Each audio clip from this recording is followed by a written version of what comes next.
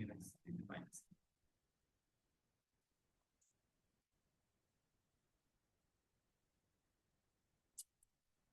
আবার শুরু করছি। আসসালামু আলাইকুম, আমি ডাক্তার মোহাম্মদ শামীম হোসেন, এবার প্রাক্তন ট্রেনি হিসেবে কর্মরত আছি ঢাকা মেডিকেল কলেজ হাসপাতালে। জুন 2026 সালে অনুষ্ঠিত যে মিড টার্ম পরীক্ষা হলো, সেখানে আমি হচ্ছে যে মিড টার্ম পরীক্ষা পাশ করছি। আলহামদুলিল্লাহ, সেই জন্য আল্লাহর কাছে শুকরিয়া জানাই। আপনারা যারা আপনারা যারা পরীক্ষা দিবেন, ডিসেম্বরে হচ্ছে যে পরীক্ষায় অংশগ্রহণ করবেন, আপনাদের জন্য শুভকামনা এবং দোয়া থাকবে। তো আজকের সেশনটা হলো আমাদের জুন 2026 সালে যে প্রশ্নগুলি আসছে অস্কি এবং অস্কি সেশনে, সেইটুকু অংশ নিয়ে আমরা আসলে আলোচনা করব। আমাদের মিড টার্ম পরীক্ষায় দুটো অংশ থাকে, একটা হলো রিটেন আর একটা হচ্ছে ক্লিনিক্যাল পোর্শন। রিটেন পোর্শনে এসবিএ এবং এসএকিউ থাকে, ওটা অন্য ডাক্তার নিবে। আর আমার পোর্শনটা হলো অস্কি এবং অস্কি স্টেশনে। আপনারা যখন রিটেন দিবেন এসবিএ এবং এসএকিউ, তখন হচ্ছে যে আপনার পরীক্ষা দেওয়ার 3 থেকে 4 দিন পরে, মোটামুটি 3 থেকে 4 দিনের মাথা হচ্ছে আপনার রেজাল্টটা দিয়ে দিবেন। যদি আপনি ইনশাল্লাহ পাশ করে যান, তাহলে হচ্ছে আপনার পরবর্তী যে ধাপ ক্লিনিক্যাল পোর্শন, সেটাতে আপনি এপিআর করতে পারবেন। তো ক্লিনিক্যাল পোর্শন হচ্ছে আপনার দুইটা অংশ, একটা অসপি এবং একটা অস্কি। অসপি স্টেশন হলো, অসপি মানে হলো অবজেক্টিভ স্ট্রাকচারাল প্র্যাকটিক্যাল এক্সামিনেশন। এটাতে হলো 10টা স্টেশন থাকে। এখানে হচ্ছে মার্কস হচ্ছে 5 করে এবং সময় থাকবে 5 মিনিট করে। তাহলে 5.50। আর যেটা হলো অস্কি, সেটা হলো অবজেক্টিভ স্ট্রাকচার ক্লিনিক্যাল এক্সামিনেশন।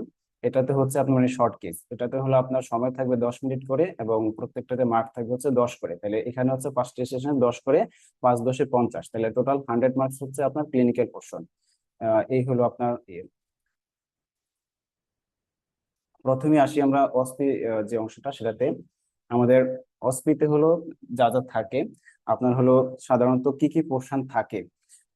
সাধারণত কেস সিনারিও, ডাটা ইন্টারপ্রিটেশন, তারপরে প্রসিডিউর থাকে, ফটোগ্রাফ থাকে, ইনস্ট্রুমেন্ট থাকে, রেফারেল নোট থাকে, ইলেকট্রোকার্ডিওগ্রাম ইসিজি মাঝে মাঝে দেয়, এক্স রে ইমেজিং, তারপর হলো কাউন্সিলিং পোর্শন থাকে, ইলেকট্রো এনকেফালোগ্রাম, এটা খুব বেশি একটা সাধারণত দেয় না, ইএজি, গ্রোথ এন্ড ডেভেলপমেন্ট, সেটাও মাঝে মাঝে দিয়ে থাকে, এমপিএস, তারপরে হাইট ওয়েট ডেভেলপমেন্ট, এগুলা মেজার করা এবং হচ্ছে আপনার গ্রোথ চার্টে গ্রোথ চার্টে প্লট করা। তারপরে হিস্ট্রি রেকিং থাকে আর হচ্ছে জেনেটিক্স পোর্শন থাকে। তো আমাদের সেশনে জুন 2026 সনে যে অংশটুকু এসেছিল, যেমন কেস সিনারিও আসছিল হচ্ছে আপনার দুইটা, ডাটা ইন্টারপ্রিটেশন আসছিল একটা, প্রসিডিউর আসছিল একটা, ফটোগ্রাফ আসছিল একটা, আর হচ্ছে রেফারেল নোট একটা, এক্স রে একটা, ইমেজিং এর মধ্যে এমআরআই আসছিল অ্যাবডোমেনের, সেটা একটা, কাউন্সিলিং আসছিল একটা। আর হিস্ট্রি টেকিং এ এটা এটা হচ্ছে অস্কি স্টেশন, অস্কিতে ছিল হিস্ট্রি টেকিংটা। আর জেনেটিক্স ছিল একটা, ই ছিল পেডিগ্রি ছিল একটা। তাহলে আমাদের এই 10টা হচ্ছে আপনার স্টেশন ছিল। একদম প্রথমে যেটা, সেটা হলো একটা এক্স রে দিয়েছিল। তো প্রথম কোশ্চেন ছিল এরকম যে এক্সরে দেখে describe the x ray and tell the radiological diagnosis. আর একটা কোশ্চেন ছিল রাইট 5 আদার ডিফারেনশিয়াল ডায়াগনোসিস। তো এটা যেটা দেখে মনে হলো মিলারি মডেলিং। এখানে ছবিটা কতটুকু ক্লিয়ার ঠিক বুঝতে পারছি না যে আপনারা আসলে মিলারি মডেলিংটা বুঝতে পারছেন কিনা। তবে ওইখানে যে আপনার এক্সরে দিয়েছিল, সেটাতে স্পষ্ট বোঝা যাচ্ছিল একটা মিলারি মডেলিং এর এক্সরে দিয়েছিল। তো প্রথম এক্সরে ডেসক্রিপশনটা এরকম যে x ray chest poster interview showing multiple miliary mottling shadow involving all zone of the both of the lung field, সেটা ছিল। বাদ বাকিগুলো জিনিস হলো নর্মাল, যে ট্রাকিয়া সেন্ট্রালি পজিশনে আছে, তারপরে heart is normal in transverse diameter, both costophrenic and cardiophrenic angles are normal, bony shadow and soft tissue shadow are normal. So my radiological diagnosis is most probable diagnosis is miliary tuberculosis. তারপরে question ছিল যে 5টা another differential diagnosis বলার জন্য। ওটা হলো sarcoidosis, histoplasmosis, pneumococcosis, interstitial lung disease এবং pulmonary eosinophilia, এই কয়েকটাই আসছিল। তারপরে স্টেশন 2, এখানে ছিল যে আমাদের একটা এমআরআই এর একটা ছবি ছিল। তো যেটা, যে আমরা যখন এই স্টেশনে দাঁড়িয়েছিলাম, তখন আমাদের তো অস্পি স্টেশনে দাঁড়ানোর পরে হচ্ছে যে আগে ঘুরায়, যে মানে বেল শুরু করার আগে, এক্সামিনেশনটা শুরু করার আগে হচ্ছে আমাদেরকে অস্পি স্টেশনে মানে পিছনে ফিরে রাখে একটা, স্টেশন দেখা যাবে না। তো আমরা যখন হচ্ছে যে পরীক্ষা দিতে যাই, তখন মনে হলো যে এমআর এর একটা ছবি আসছে, মনে হয় কঠিন কিছু আসছিল। তো আমরা যখন আলোচনা করতেছিলাম পরীক্ষা শুরু হওয়ার আগে, আমার মানে সাথে যে পরীক্ষা পরে স্টেশনে দিয়েছিল, উনি বলতেছে এটা একটু দেখো না যে এটা কি আসছে, কঠিন কিছু আসছে কিনা। তো প্রথমে কিন্তু নার্ভাস হয়ে যাচ্ছিলাম যে এমআর এর একটা ছবি আসছে, কি জানি কি আসছিল। পরে যখন স্টেশনে গেলাম তখন দেখলাম যে অ্যাবডোমেনের মানে একটা এমআরআই দিয়েছিল, এখানে 10টা অর্গান মার্কিং করা ছিল, আইডেন্টিফাই করতে হবে। এটা দেখে মানে একদম রিলিফ লাগছিল যে না, কঠিন কিছু তো না। তো এই জন্য মাঝে মাঝে হলো সহজ কিছুই আপনার দিবে, কঠিন তেমন কিছু দেয় না ইউজুয়ালি। 10টা অর্গান ছিল, একটা হলো লিভার, তারপরে লিভারের পাশে গল ব্লাডার, তারপর হচ্ছে লেফট এবং রাইট কিডনি ছিল, ইনফিরিয়র ভেনা কাভা ছিল, প্যানক্রিয়াস ছিল, স্প্লিন ছিল, তারপর হলো ট্রান্সভার্স কোলন, দা মেজেন্ট্রি এবং ইউরিনারি ব্লাডার। খুব সহজে আইডেন্টিফাই করা যায়, এরকমই কিছু ছিল। যেখানে একটু কনফিউশন মোটামুটি সবারই, মানে 9টা অর্গান আইডেন্টিফাই করতে কোনো অসুবিধা হয় নাই এক্সেপ্ট দি মেজেন্ট্রি। এখানে একটু কনফিউশন অ্যারাইজ হয়েছিল, যেটা কি মেজেন্ট্রিক আর্টারি নাকি দি মেজেন্ট্রি, এটা বোঝাচ্ছিল। তো যে যার মতো করে আসলে দিয়ে আসছে, এটা নিয়ে একটু কনফিউশন ছিল। তো আমি যেটা দিয়ে আসছি মেজেন্ট্রি, দি মেজেন্ট্রি দিয়ে আসছে, এটাই বেশিরভাগ মানুষ দিয়ে আসছিল, দি মেজেন্ট্রি।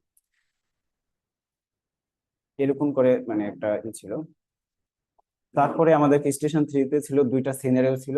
ছবি, এটা ফটোগ্রাফের অংশে যে হচ্ছে 2টা ছবি দেওয়া ছিল। তারপরে এটা থেকে কোশ্চেন আসলে যেরকম করে, যে একটা 2 বছরের বাচ্চা, a 2-year-old boy admitted in a hospital with the complaints of fever, cough, coryza, conjunctivitis for 5 days. On third day of fever, maculopapular rash developed, which appeared on the face and spread downward. তাহলে বোঝা যাচ্ছে এটা একটা measles এর scenario দিয়েছিল। তারপরে question ছিল যে হোয়াট ইজ দ্য ডায়াগনোসিস, তাহলে হচ্ছে most probable diagnosis is measles. তারপরে কোশ্চেন ছিল যে what is the responsible organism for this disease, এটা হলো রুবিওলা ভাইরাস অথবা মিজেলস ভাইরাস, এটা কোশ্চেনটা ছিল। তারপরে হচ্ছে what are the possible complications may occur from this disease, এই ডিজিজে কি কি কমপ্লিকেশন হতে পারে কমন যেগুলা, যে pneumonia, diarrhoea, xerophthalmia, immune deficiency, এবং লেট একটা কমপ্লিকেশন যেটা হয় সাবএকুয়েট স্ক্লেরোজিং প্যান এনকেফালাইটিস, সেটাও হয়। এটা ছিল প্রথম সিনারিও। পরের সিনারিওটা ছিল যে a 5-year-old boy came to OPD of paediatric department with the complaints of fine papular erythematous rash producing bright red hue. Rash appeared on the third day of fever. মানে এখানে সিনারিওটা দেখে যেটা মানে ক্লু যেটা ছিল মেল স্কাল, মানে আগেরটা যেমন মিজেলস কিন্তু খুব সহজেই বোঝা গেছে, আমরা এটা সহজেই বুঝি যে মিজেলস সিনারিওটা আমাদের মোটামুটি একটা ধারণা থাকে। কিন্তু এটা যেটা ছিল স্কারলেট ফিভারের সিনারিওটা, সেটা কিন্তু খুব সহজে আসলে মানে বোঝার মতো না। তবে একটা ক্লু ছিল, সেটা হলো ব্রাইট রেড হিউ। এই যে ছবিতে দেখা দেখা যাচ্ছে মানে একদম গুড়া গুড়া যেই আহ আহ, মানে ফাইন গ্রানুলস দেখা যাচ্ছে এরকম, এটা হচ্ছে ব্রাইট রেড হিউ। তো এটাই একটা মেন ক্লু ছিল। আমরা তো ধরতে পারলাম যে ব্রাইট রেড হিউ মানে এটা স্কারলেট ফিভারের কথা বললো। আর কোশ্চেন দেখে একটা আইডেন্টিফাই করা যায় যে কি কি কমপ্লিকেশন, এটা মানে যখন পড়বেন তখন বুঝবেন যে এখানে কিছু কমপ্লিকেশন হয়, এখানে acute rheumatic fever, post streptococcal glomerulonephritis, এটা দেখেও বোঝা যায়।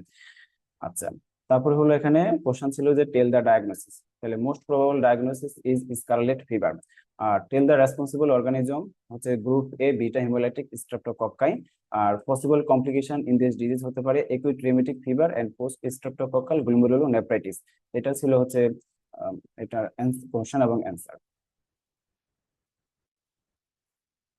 তারপরে স্টেশন 4, এখানে ছিল যে একটা সিনারিও ছিল। সিনারিওটা এরকম যে a 3-year-old girl came paediatric OPD with the complaints of do not weight gain, desperately distress.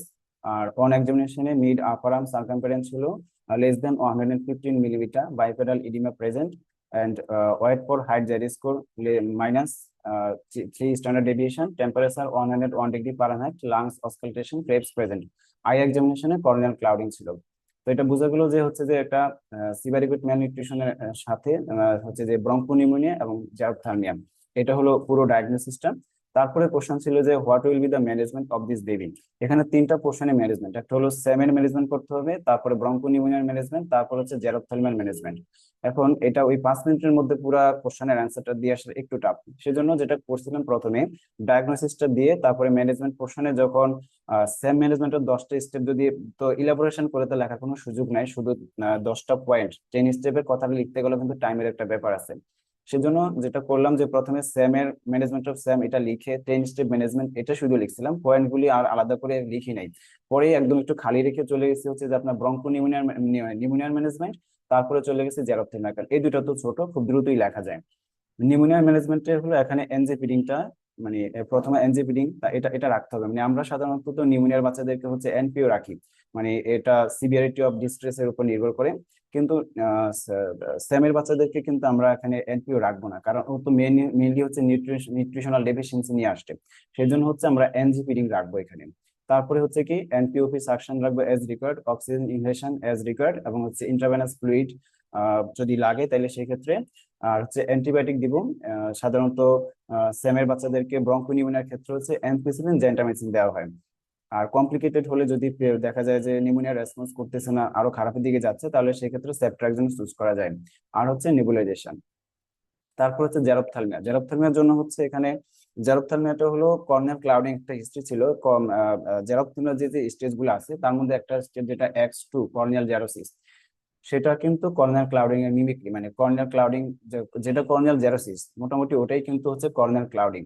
তো আবিদ হোসেন মোল্লা স্যারের বইয়ে এইভাবেই লেখা আছে, যদি কোনো বাচ্চা হলো যে কর্নিয়াল ক্লাউডিং অথবা কর্নিয়াল আলসারেশন নিয়ে আসে, তাহলে আমরা ম্যানেজমেন্ট হবে যেটা, যে ভিটামিন এ ক্যাপসুল, ওর বয়স ছিল 3 বছর, তাহলে 2 লাখ ইউনিট সে হচ্ছে ভিটামিন এ ক্যাপসুল পাবে, সেটা ডে 1, 2 এবং ডে 14 এভাবে পাবে। আর হচ্ছে কি যে চোখটা ঢাকা রাখতে হবে, নর্মাল স্যালাইন সলিউশনে একটা মানে রাখবে, গজ রাখবো, তো সেটা হচ্ছে আবার সেটা দিয়ে হচ্ছে চোখটা ঢাকা রাখতে হবে। অ্যান্টিবায়োটিক আইড্রপ ক্লোরামফেনিকল অথবা টেট্রাসাইক্লিন দিব।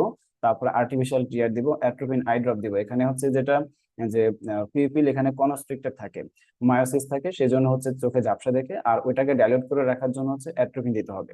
আর হচ্ছে যে বাচ্চা যাতে বারবার চোখটাকে রাব না করে, সেজন্য হচ্ছে তার আর্ম মুভমেন্টটাকে রেস্ট্রেন করতে হবে। এই দুইটা দিয়ে তারপর হলো সেমেন ম্যানেজমেন্টে আসছিলাম, যে যে কটা লিখতে পারি। তো এটা হচ্ছে যে 5টা মোটামুটি লিখে দিয়ে আসতে পারছি, পুরোটা কিন্তু লিখে দিয়ে আসতে পারি নাই। সেজন্য আসলে প্র্যাকটিসের কোনো বিকল্প নাই। যে আপনি যত মানে পরীক্ষা, মেইন পরীক্ষা দেওয়ার আগে যতটা প্র্যাকটিস করে যাবেন, বেশ করে, তো হচ্ছে যে কোচিং এর সেই সুযোগটা আছে। আর যে ইনস্টিটিউটে পরীক্ষা হয় 3 মাস পর পর ব্লক এন্ডিং বা 6 মাস পর পর ব্লক এন্ডিং হয়, সেখানে তো সুযোগটা আরো বেশি। আর কোচিং এ যদি আপনি অ্যাড হন, তাহলে সেক্ষেত্রে প্র্যাকটিসের সুযোগটা আরো বেড়ে যাবে, যে হচ্ছে আপনি তাহলে মোটামুটি সময়ের মধ্যে লেখা, এটার একটা কিন্তু মানে প্র্যাকটিস লাগবে। পরীক্ষার হলে সরাসরি গিয়ে কিন্তু করা যায় না। এখানে কোশ্চেন থাকে অনেক, সময় থাকে অল্প, এর মধ্যে কিন্তু সর্ট আউট করে যেটা একদম মেইন পয়েন্টে লিখে দিয়ে আসা দরকার, সেটা লিখে দিয়ে আসতে হবে। তো হচ্ছে ম্যানেজমেন্ট অফ সেম যেটা, এটা 10 স্টেপ ম্যানেজমেন্ট, শুধু নামগুলি, যে treat or prevent hypoglycaemia, treat and prevent hypothermia, dehydration, যেগুলো আছে 10টা পয়েন্ট, ওটা হচ্ছে আপনার দিতে হবে।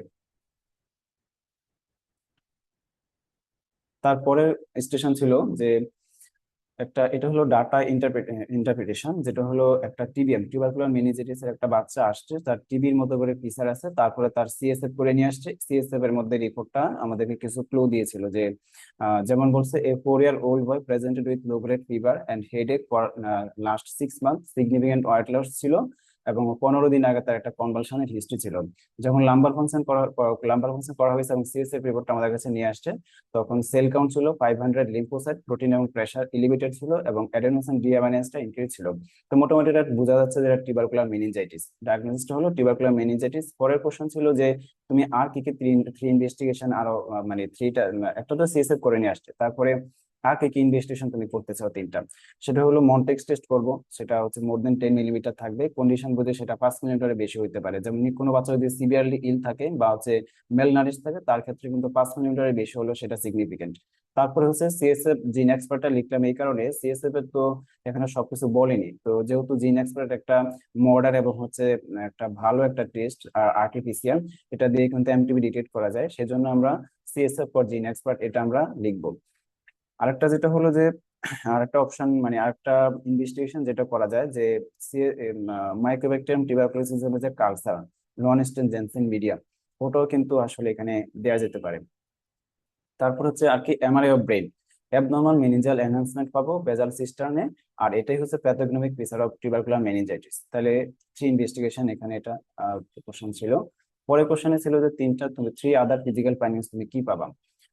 তো হলো signs of meningeal irritation maybe positive, cranial nerve palsy থাকতে পারে, এবং পেশেন্টের কমা, হেমিপ্লেজার, প্যারাপ্লেজার কোনো একটা কিছু থাকতে পারে। আর দুইটা রিলিভেন্ট হিস্ট্রি আমি কি নিব, একটা দুইটা রিলিভেন্ট হিস্ট্রি হচ্ছে যে পেশেন্টের কোনো টিবি কন্ট্রাক্টেড হিস্ট্রি আছে কিনা, নন টিবি পেশেন্টের কোনো কন্ট্রাক্টেড হিস্ট্রি আছে কিনা, আর প্রায়র কোনো বিসিজি ভ্যাকসিনেশন দিয়েছে বা দেয় নাই, এটাও হচ্ছে যে আমাদেরকে হিস্ট্রি নিতে হবে। পরের স্টেশনে ছিল যে এটা হলো একটা সিনারিও, সেটা হলো 3-year-old girl presented to paediatric emergency department with unconsciousness cyanosis from the discharge from mouth there has history of drowning 30 minutes back. তো কোশ্চেন প্রথমেই ছিল যে what will be the management of this patient. এই পেশেন্টের ক্ষেত্রে management হবে যে যে টাইট ক্লথিং থাকবে সেটা আমরা রিমুভ করে ফেলবো, তার এয়ারওয়েটা আমরা চেক করবো, যদি কোনো অবস্ট্রাকশন থাকে, কোনো বালি থাকতে পারে, মাটি থাকতে পারে, বা অন্য কোনো পার্টিকেল থাকতে পারে, এই দিয়ে যদি কোনো অবস্ট্রাকশন থাকলে সেটা আমরা রিমুভ করে দিব। তারপরে তার হচ্ছে ব্রিদিং, যে তার রেসপিরেশনটা চালু আছে কিনা সেটা আমরা দেখবো, যদি চালু না থাকে সেটা আমরা রেসপিরেশন, যদি আম্বু করা লাগে আর্টিফিশিয়াল মিনারেল ব্রিদিং, আম্বু করা লাগে সিপিআর দেওয়া লাগে, সেটা আমরা করবো। আর হলো সার্কুলেশন, আমরা ব্লাড প্রেশার মেজার করবো, পালস দেখবো, সিআরটি দেখবো, এবং সেই অনুযায়ী যদি শকে থাকে বা অ্যানাদার কিছু মানে শকে থাকে তাহলে শকের ম্যানেজমেন্ট হবে এরকম। আর হচ্ছে আমরা একসাথে তখন হচ্ছে যে আইবি ক্যানুলা করবো, কেন যে ফ্লুইড দেওয়ার জন্য, ড্রাগ দেওয়ার জন্য, তার সাথে ওই আইবি ক্যানুলাটা যখন করা হবে কিছু ইম্পর্টেন্ট ইনভেস্টিগেশন আমরা তখনই পাঠাই দিব, সিবিসি, ইলেকট্রোলাইট, ক্রিয়েটিনিন, এবিজি, এগুলো আমরা তখন হচ্ছে পাঠাই দিব। আর একই সাথে জিনিসটা হলো মানে আলাদা না, ওই পরের যে পয়েন্টটা যে আমরা পেশেন্টকে কাউন্সিলিং করবো, যেটা এটা আলাদা করে তো আমরা প্র্যাকটিক্যালি তার আলাদা করি না, মানে একই সাথে আমরা ম্যানেজও করি, আবার রোগীর লোককে বলিও যে হচ্ছে আপনি বাচ্চার অবস্থা কি, তারপরে ট্রিটমেন্ট কি হতে পারে, পেট কি হতে পারে, আবার কখন আইসিইউ লাগতে পারে, এই নিয়ে আমরা কিন্তু কাউন্সিলিংটা একসাথে করে ফেলি। এটা একটা অপশন। তারপরে পরের কোশ্চেন ছিল যে দুইটা ইলেকট্রোলাইট অ্যাবনর্মালিটি এখানে কি হতে পারে ড্রাউনিং এর ক্ষেত্রে, দুইটা হ্যামাটোলজিক্যাল অ্যাবনর্মালিটিস কি হতে পারে, এটা হচ্ছে যে আপনার কোশ্চেনে আসছিল। এখন একটা জিনিস এখানে কিন্তু বাচ্চাটা মানে ইলেকট্রোলাইট অ্যাবনর্মালিটিসটা ফ্রেশ ওয়াটার ড্রাউনিং এবং হচ্ছে আপনার সল্ট ওয়াটার ড্রাউনিং একটু ডিফারেন্স। এখানে কিন্তু বাচ্চাটা কি ফ্রেশ ওয়াটারে পড়লো না কি হচ্ছে সল্ট ওয়াটারে পড়লো সেটা কিন্তু স্পষ্ট করে মানে সেটা কিছু বলে নাই। সেজন্য এখানে কোশ্চেনটা মানে অ্যান্সারটা এরকম যে হাইপো অথবা হাইপারনেট্রিমিয়া হতে পারে, আর হাইপার ক্যালেমিয়া ইউজুয়ালি হয়। ফ্রেশ ওয়াটার ড্রাউনিং হচ্ছে আপনার হাইপোনেট্রিমিয়া, আর সল্ট ওয়াটার ড্রাউনিং হচ্ছে হাইপারনেট্রিমিয়া। ফ্রেশ ওয়াটার ড্রাউনিং এখানে যেহেতু এখানে লবণের পরিমাণ কম থাকে, যখন হচ্ছে বডিতে এই ফ্লুইডটা যায় তখন আমাদের যে প্লাজমাটা আছে সেটা ডাইলিউটেড হয়ে যায়, ডাইলিউটেড হওয়ার কারণে ডাইলিউশনাল হাইপোনেট্রিমিয়া হয়। আর যেটা হলো হাইপারনেট্রিমিয়া, এটা হলো আপনাদের আপনার আমাদের যে বডি মানে ব্লাডে যে সল্ট ওয়াটারটা যাবে সেখানে কিন্তু লবণের পরিমাণ বেশি থাকে, ওই কারণে হচ্ছে এটা হাইপারনেট্রিমিয়া হবে। আর হাইপারক্যালেমিয়া এখানে হচ্ছে যে দুইটাই মানে দুই জায়গায় ফ্রেশ ওয়াটার এবং সল্ট ওয়াটার রানিং দুই জায়গায় কিন্তু হাইপারক্যালেমিয়া হতে পারে। হাইপারক্যালেমিয়া একটাতে সেল লাইসিস হয়, যে হাইপোনেট্রিমিয়াতে আপনার হচ্ছে আরবিসি তে ফ্লুইড ঢুকে সেলটা একসময় সোয়েলিং হয়ে লাইসিস হয়ে পটাশিয়াম রিলিজ হয়। আর একটা হলো যে যেটা হাইপারনেট্রিমিয়া সেখানে আরবিসিটা শ্রিঙ্কেজ হয়ে যায়, সেটাও তো আরবিসিটা লাইসিস হয়, হলে পরে সেখানে হাইপারক্যালেমিয়া ডেভেলপ করে। তারপরে বলছে টু হেমাটোলজিক্যাল অ্যাবনর্মালিটি, একটা হলো যদি আমরা আরবিএস করি সুগারটা করি তাহলে তার হাইপোগ্লাইসেমিয়া পেতে পারি, আর একটা হলো মেটাবলিক এসিডোসিস, যদি আমরা এবিজি করি তাহলে আমরা মেটাবলিক এসিডোসিস পেতে পারি। এই ছিল কোশ্চেন। আচ্ছা, তারপরের যে স্টেশনটা আছে সেটা হলো একটা কাউন্সেলিং স্টেশন ছিল, যে একটা মা জানে তার বাচ্চাটা ডাউন সিনড্রোম, তারপরে মানে বাচ্চাকে নিয়ে আসছে known case of down syndrome, আমরা মা কে হচ্ছে কাউন্সেলিং করতে হবে তার বাচ্চার সম্বন্ধে। তো এটা কাউন্সিলিং এর বইগুলো তো আমাদের বাজারে এভেলেবেল, আমাদের কমন কাউন্সিলিং গুলোই আসে। তো আহ, এটা তো প্রথমে আমরা হচ্ছে আমার নিজের গ্রিটিং ইন্ট্রোডাকশন কনসেন্ট, আমরা হচ্ছে যে আমি নিজের পরিচয় দেবো, সালাম দিব, নিজের পরিচয় দিব যে আসসালামু আলাইকুম মা, আমি ডাক্তার উমুক, আপনার বাচ্চার ডাক্তার, আপনার বাচ্চার সম্বন্ধে কিছু কথা বলবো, এইটুকু। আর একটু ওয়ার্মিং করার জন্য আমরা মানে আর একটু মাকে একটু রিল্যাক্স দেওয়ার জন্য ওয়ার্মিং করার জন্য আমরা বলতে পারি যে মা আপনার বাসা কোথায়, আপনি কোন জায়গা থেকে এসেছেন, আসতে কোনো অসুবিধা হয়নি তো, এটুকু বলতে পারি। তারপর হলো যে মা আপনি আপনার বাচ্চা সম্বন্ধে যেটুকু জানেন বা যা জানেন আমাদেরকে একটু বলেন। তখন মা বললো যে আমার বাচ্চা হলো যে দেখলাম অন্য বাচ্চাদের মতো বেড়ে উঠতেছে না, কথা বলতেছে না, হাঁটতে শিখছে না, বা ওর চেহারাটা জানি কেমন কেমন, এটা মা হচ্ছে বলতে পারে। তখন আমরা মাকে প্রেস করবো যে মা আপনি তো বেশ ভালোই জানেন, মাশাল্লাহ আপনি তো বেশ ভালোই জানেন, ঠিক আছে আমি আপনার সাথে আরো কিছু কথা যোগ করতেছি। তখন আমরা বলবো যে মা আপনার বাচ্চার শারীরিক পরীক্ষা নিরীক্ষা এবং রক্ত পরীক্ষার মাধ্যমে আমরা যে রোগটা ধরতে পেরেছি, এটাকে মেডিকেলীয় ভাষায় বলা হয় ডাউন সিনড্রোম। এটা একটা জন্মগত রোগ, এখানে হচ্ছে যে বাবা মা কেউ দায়ী থাকে না এই রোগে। হচ্ছে যে এই রোগে এটা বাবা মা কেউ দায়ী থাকে না, আপনার হচ্ছে যে ধৈর্য সহকারে যদি আপনি নিয়মিত চিকিৎসা করে যান, বাচ্চার কিছু থেরাপি দিয়ে যান, তাহলে কিন্তু আল্লাহর রহমতে সে একদম নর্মাল না হলেও নর্মাল বাচ্চার মতো কাছাকাছি জীবনযাপন করতে পারবে। এই এই ধরনের ডাউন সিনড্রোম যে রোগটা বললাম সেই এই রোগটাতে আপনার বাচ্চা অন্যান্য বাচ্চার চেয়ে একটু পিছিয়ে থাকে, মানে তার হয়তো বসাটা দেরি হতে পারে, হাঁটতে দেরি হতে পারে, কথা বলাটা দেরি হতে পারে, গাঢ় শক্ত হওয়াটা দেরি হতে পারে। তবে কিছু থেরাপি এবং ব্যায়াম যদি আপনি নিয়মিত দিয়ে যান তাহলে হচ্ছে আপনার বাচ্চা স্বাভাবিকের কাছাকাছি জীবনযাপন করতে পারবে। আর এখানে অস্পিস স্টেশনে মানে বইয়ে যেটা লেখা আছে যে মা কোশ্চেন করবে আমাকে, একটু থামবো, আমি মাকে একটু কোশ্চেন করার সুযোগ দিব। যে মা তখন হচ্ছে মা আমাকে বলতে পারে যে আচ্ছা আমার বাচ্চা নাকি হার্টের অসুখ আছে, তা কি হবে? এটা তো আসলে মানে আপনি যখন অস্পিস স্টেশনে বসবেন মা তো এভাবে করে আসলে বলে না, তখন কিন্তু আমাকেই হচ্ছে যে এটা লিডিং দিয়ে নিয়ে যেতে হবে। আচ্ছা মা, আপনার আপনার বাচ্চা তো এই হলো ডাউন সিনড্রোম আছে, এই রোগে সাধারণত হচ্ছে যে বাচ্চার হার্টের কিছু জন্মগত কিছু ত্রুটি থাকতে পারে, যেমন হার্টের ছিদ্র থাকতে পারে। এটা মা আমার থেকে আসলে জিনিসটা জেনে নেওয়ার ছিল, কিন্তু মা তো ওই সময় মানে ও বলতে পারে না, তখন আমাকেই জিনিসটা কন্ট্যাক্ট করে নিয়ে যেতে হবে এই কারণে। কারণ আমাকে সবগুলি পয়েন্ট টাচ করে আসতে হবে, তার কনজেনিটাল হার্ট ডিজিজের কথা বা অন্যান্য অ্যানোমালির কথা আমাকে বলতে হবে, তার চিকিৎসা কি আছে সেটাও আমাকে বলে আসতে হবে। সেজন্য হচ্ছে আমরা হসপিটাল স্টেশনে বসে নিজেরা এটা লিডিং দিয়ে বলে নিব। তো হার্টের যে সমস্যা আছে, হার্টের সমস্যার জন্য হচ্ছে আমাদের দেশীয় চিকিৎসা আছে। এটা হার্টের হার্টের যে জন্মগত যে ছিদ্রগুলো হয় এটা সাইজের উপর নির্ভর করে। যদি মানে মা তো বলে হার্টের অসুখ আছে, তারপরে হার্টের অসুখের যেটা এই রোগে সাধারণত বিএসডি এসডি নামক বিভিন্ন রকম ছিদ্র থাকে, ওই ছিদ্রের সাইজের উপর নির্ভর করে তার চিকিৎসা। যদি দেখা যায় ছিদ্রের পরিমাণ খুব ছোট, খুব কম, তাহলে দেখা যায় সার্জারি যদি না লাগে তাহলে মেডিসিনের মাধ্যমে বা এটা এমনিতেই ঠিক হয়ে যাবে, বা এমনিতেই সারা জীবন থাকতে পারে, কোনো লক্ষণ তৈরি করবে না। আর যদি হচ্ছে হার্টের ছিদ্র খুব বড় থাকে তাহলে আমরা আহ শিশু যে হৃদরোগ বিশেষজ্ঞ ডাক্তার আছে ওনাদের পরামর্শে যদি সার্জারি লাগে তাহলে আমাদের যে দেশে যে যে সমস্ত জায়গায় শিশু হার্টের সার্জারির অপারেশন গুলি হয় সেখানে হচ্ছে যে আপনাদেরকে আমরা পাঠিয়ে দিব। তো এই ধরনের হার্টের সমস্যা যে হয় সেগুলো চিকিৎসা আমাদের দেশে আছে, বাইরে মানে দেশের বাইরে যাওয়ার প্রয়োজন পড়বে না। অপারেশনের মাধ্যমে এই অসুখ সারিয়ে তোলা সম্ভব, এটা আমরা বলবো। আর হার্টের ওষুধ ছাড়া আপনার এই বাবুগুলোর বা বাচ্চাদের ক্ষেত্রে অন্যান্য সমস্যা যেমন হচ্ছে পায়খানা রাস্তার সমস্যা হওয়া, তারপরে পেটের অন্ত্রের সমস্যা, যে অ্যানোরেক্টাল ম্যালফরমেশন যেটা, তারপর হলো আপনার হাসপান ডিজিজ বা হাইপারট্রফিক ইনফেন্টাল হাইপারট্রফিক পাইলোরিক স্টেনোসিস, এই ধরনের রোগগুলো তো ওদের হয়। তো হচ্ছে এই ধরনের রোগও হতে পারে। আহ এটা আমরা একটু বলে নিব। তারপর হচ্ছে যে মা এখানে যে মানে পরের পৃষ্ঠাে যে লেখা যে আমার বাচ্চার বুদ্ধি কম, তাহলে কি হবে? পড়াশোনা কম, বুদ্ধি কম, আমরা আসলে এভাবে করে অ্যাপ্রোচ করবো না। এটা তো হচ্ছে প্র্যাকটিক্যালি এমনি আমরা বলি না যে অন্যান্য বাচ্চার চেয়ে সে একটু পিছিয়ে থাকে, কিন্তু বুদ্ধি কম এই কথাটা বললে কেমন একটা নেগেটিভ পয়েন্ট। তো যদি মা জানতে চায় যে বুদ্ধি কম বা হচ্ছে কি পড়াশোনা বুদ্ধি কম তাহলে পড়াশোনা করতে পারবে কিনা, আমরা বলবো যে ঠিক আছে, ও হচ্ছে যে এই ধরনের বাবুর ক্ষেত্রে আপনার হলো শিশু বিকাশ কেন্দ্র আছে, সেখানে যোগাযোগ করবে, এবং এই ধরনের বাবুদের ক্ষেত্রে পড়াশোনার জন্য একটা বিশেষ স্কুল থাকে সেখানে। আহ, শুনতে পাচ্ছেন কি আপনারা? নেট মনে একটু দুর্বল হচ্ছে, এখানে কানেকশনটা আনস্টেবল। শুনতে পাচ্ছেন আপনারা?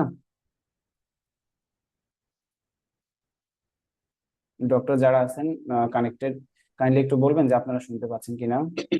জি ভাইয়া, শোনা যাচ্ছে। আচ্ছা ঠিক আছে, থ্যাংক ইউ।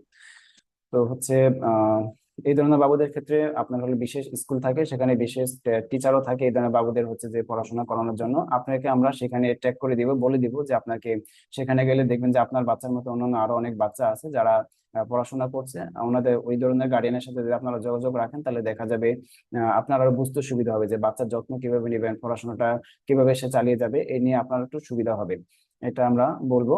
আর হচ্ছে মা আরেকটা কোশ্চেন করতে পারে যে আমার তো আরো একটা বাচ্চা আছে, তার কোনো এই ধরনের সমস্যা হতে পারে কিনা, বা আমি পরবর্তী বাচ্চা নিলে কতটুকু চান্স থাকবে এই রোগটা আবার হওয়ার।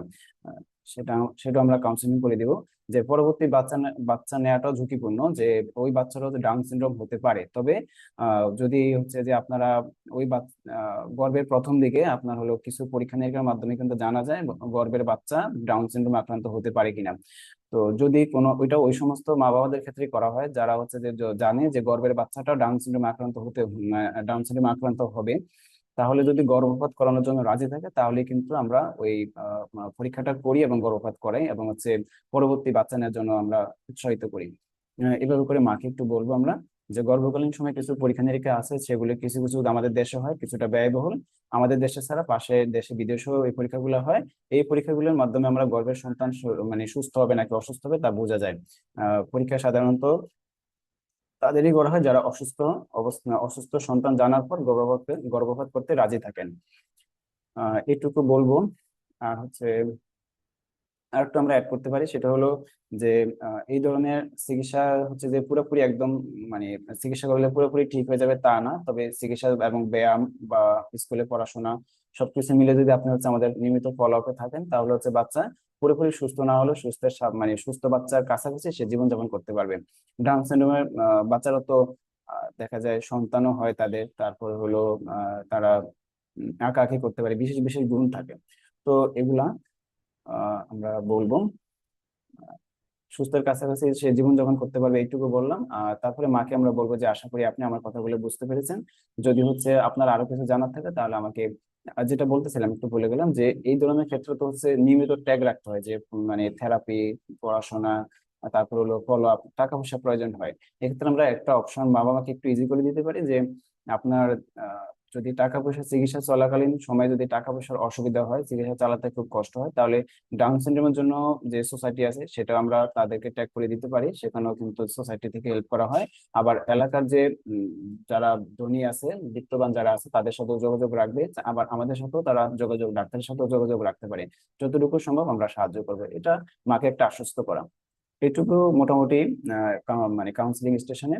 তো মাকে আমরা বলবো যে আপনি, আশা করি আপনি আমার কথাগুলো বুঝতে পেরেছেন। তখন তাকে আমরা একটা লিডিং কোশ্চেন দিব, যে সে আসলে কতটুকু বুঝছে। এটা একটা পয়েন্ট, একদম ইজি করে আমরা হচ্ছে যে তাকে কোশ্চেন করব, একটা কি দুইটা, যেমন মা বলেন তো এই বাচ্চা, আপনার বাচ্চা কি পুরোপুরি সুস্থ হবে না, সুস্থ হবে কিনা? তখন মা বললো না, যে পুরোপুরি সুস্থ হবে না, তবে সুস্থের কাছাকাছি সে জীবনযাপন করতে পারবে। এইটুকু বলা যায়। আর হলো এই একটা দুইটা কোশ্চেন এরকম একদম সিম্পল করে, যেটার অ্যান্সার মা দিতে পারবে, তো ওরকম করে আমরা জিজ্ঞেস করব। তখন হচ্ছে যে আপনি কি বুঝছেন আমাকে বলুন, এখানে যে লেখাটা আছে এইভাবে করে আসলে আমরা অ্যাপ্রোচ করবো না, তখন মায়ের জন্য এটা খুব কঠিন হয়ে যাবে, যে মা কি বুঝছে এটা আমরা বলবো না, মাকে একটা দুইটা লিডিং কোশ্চেন দিয়ে তার থেকে আদায় করে নিতে হবে এরকম। তখন মা যখন পারবে অ্যান্সারটা দিতে, তখন আমরা তার প্রেস করবো, আচ্ছা মা আপনি তো বেশ ভালো বুঝছেন। এরপরে যদি আপনার কিছু জানার থাকে তাহলে হচ্ছে আপনি আমাদের থেকে পরবর্তীতে জেনে নিতে পারবেন, সেটা আমাদের সাথে সরাসরি কন্টাক্টও জেনে নিতে পারবেন, কিংবা টেলিফোনের মাধ্যমে আপনি আমাদের সাথে জেনে নিতে পারবেন। মোটামুটি এইটুকুই। তারপরে আমরা তাকে ধন্যবাদ দিব, এবং আপনি আমাকে এতদিন এতক্ষণ আমাদের সাথে কথা বলেছেন, বাচ্চার সম্বন্ধে তথ্য দিয়েছেন, আমাদের কথাগুলি মনোযোগ সহকারে শুনেছেন, সেই জন্য আপনাকে অনেক অনেক ধন্যবাদ। এইটুকু ধন্যবাদ দিয়ে এটা আমরা শেষ করব।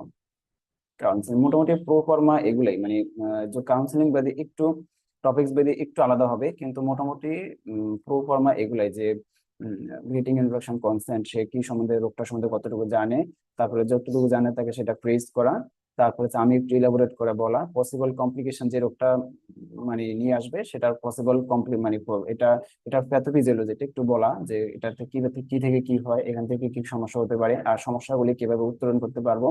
তারপর হচ্ছে ট্রিটমেন্টটা কিরকম আছে, অপশন কি আছে, তারপরে এই রোগের পেট কি হতে পারে, কমপ্লিকেশন কি হতে পারে সেটা আমরা বলবো। তারপর হচ্ছে তার পরবর্তী বাচ্চা নেওয়ার ক্ষেত্রে যদি হয় আর কি জেনেটিক ডিজিজ, তাহলে সেক্ষেত্রে পরবর্তী বাচ্চা নেওয়ার ক্ষেত্রে কতটুকু ঝুঁকি হতে পারে, চিকিৎসা ব্যয় কেমন হতে পারে। তারপরে কোনো অপশন সোসাইটির সাথে তাকে ট্যাগ করে দেওয়ার বা অন্য কোনো ডোনেশন সোসাইটির থেকে তার কোনো ডোনেশনের পাওয়ার কোনো সম্ভাবনা আছে কিনা, সেটা আমরা একটু বলে দিব। তারপরে হচ্ছে যে মাকে একটু বলবো যে আপনি আশা করি বুঝতে পারছেন। তারপর দিয়ে একটা লিডিং কোশ্চেন দিলাম, তার থেকে তার অ্যান্সারটা আদায় করে নিলাম। তারপরে তার হচ্ছে যে প্রশংসা করে আবার, যে আপনি তো ভালো বুঝতে পারছেন, যদি কোনো জানার থাকে তাহলে আমাদের থেকে সরাসরি জানবেন, অথবা টেলিফোনে জেনে নিতে পারবেন। এভাবে করে মোটামুটি পুরো পড়ানো এটাই। একদম আনকমন আসলেও দেখা যায় একটু যদি এই পয়েন্টগুলো একটু মেনটেন করা হয়, তাহলে কিন্তু অনেক মার্কস তোলা যায়।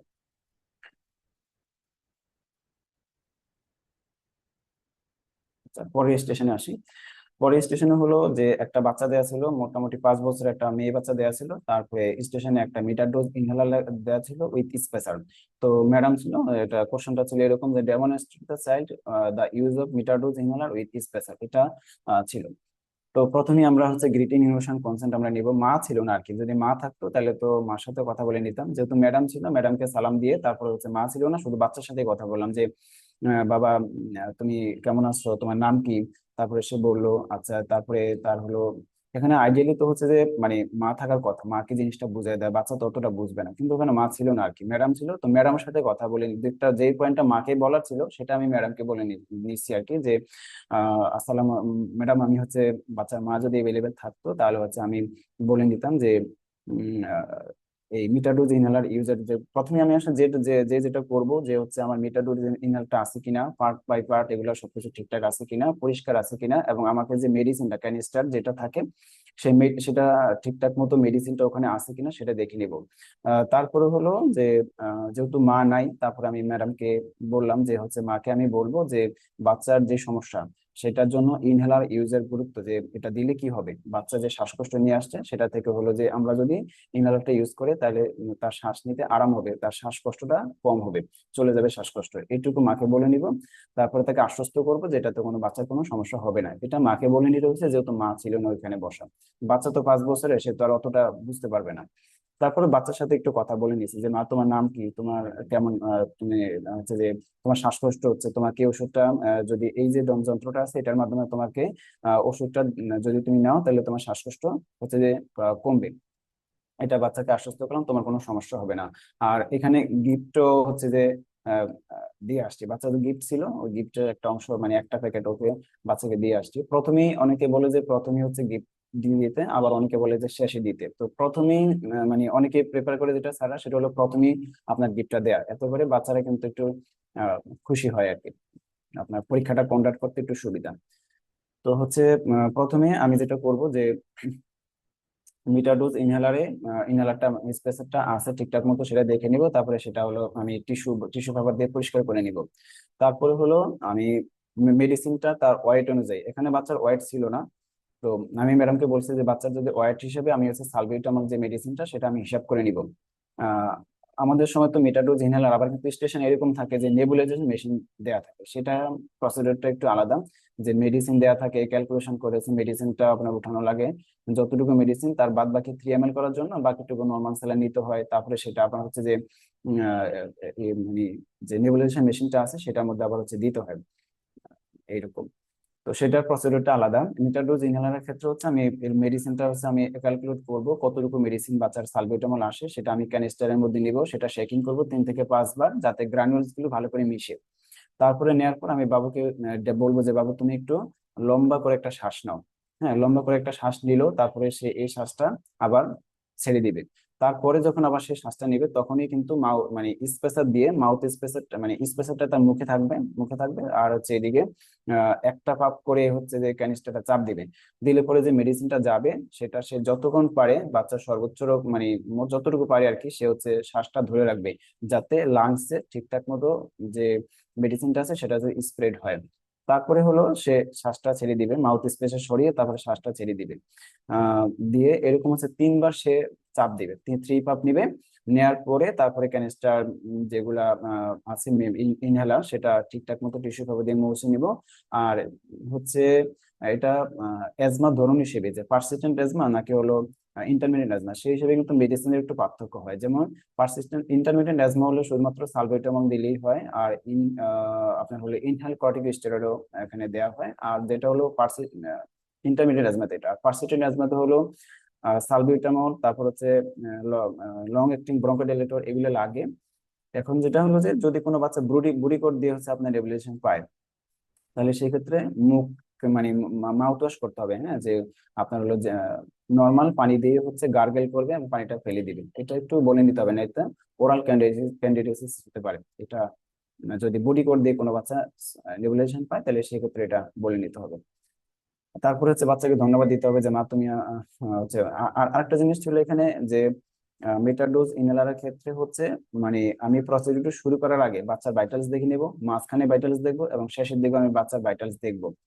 তো হচ্ছে যদি পরীক্ষার সময় এটা করতে পারেন যে স্যাচুরেশন মেশিন এটা দিয়ে যদি আপনি দেখতে পারেন তাহলে ভালো, আর যদি না হয় তাহলে হচ্ছে আপনি অন্তত মুখে বলবেন যে ম্যাডাম বা স্যার আমি হচ্ছে বাচ্চার শুরুতেই বাচ্চার রেসপিরেটরি রেট, তারপর হচ্ছে আপনার অক্সিজেন মানে পার্শিয়াল অক্সিজেন স্যাচুরেশনটা দেখতে হবে, হার্ট রেটটা দেখতে হবে। এটা প্রথমেও মাঝখানেও শেষেও করতে হবে, কারণ যে সালভেটামল মেডিসিনটা আমরা ইউজ করবো সেটা তো ট্রেমর হয় বাচ্চার আর হচ্ছে পালপিটেশন হয়।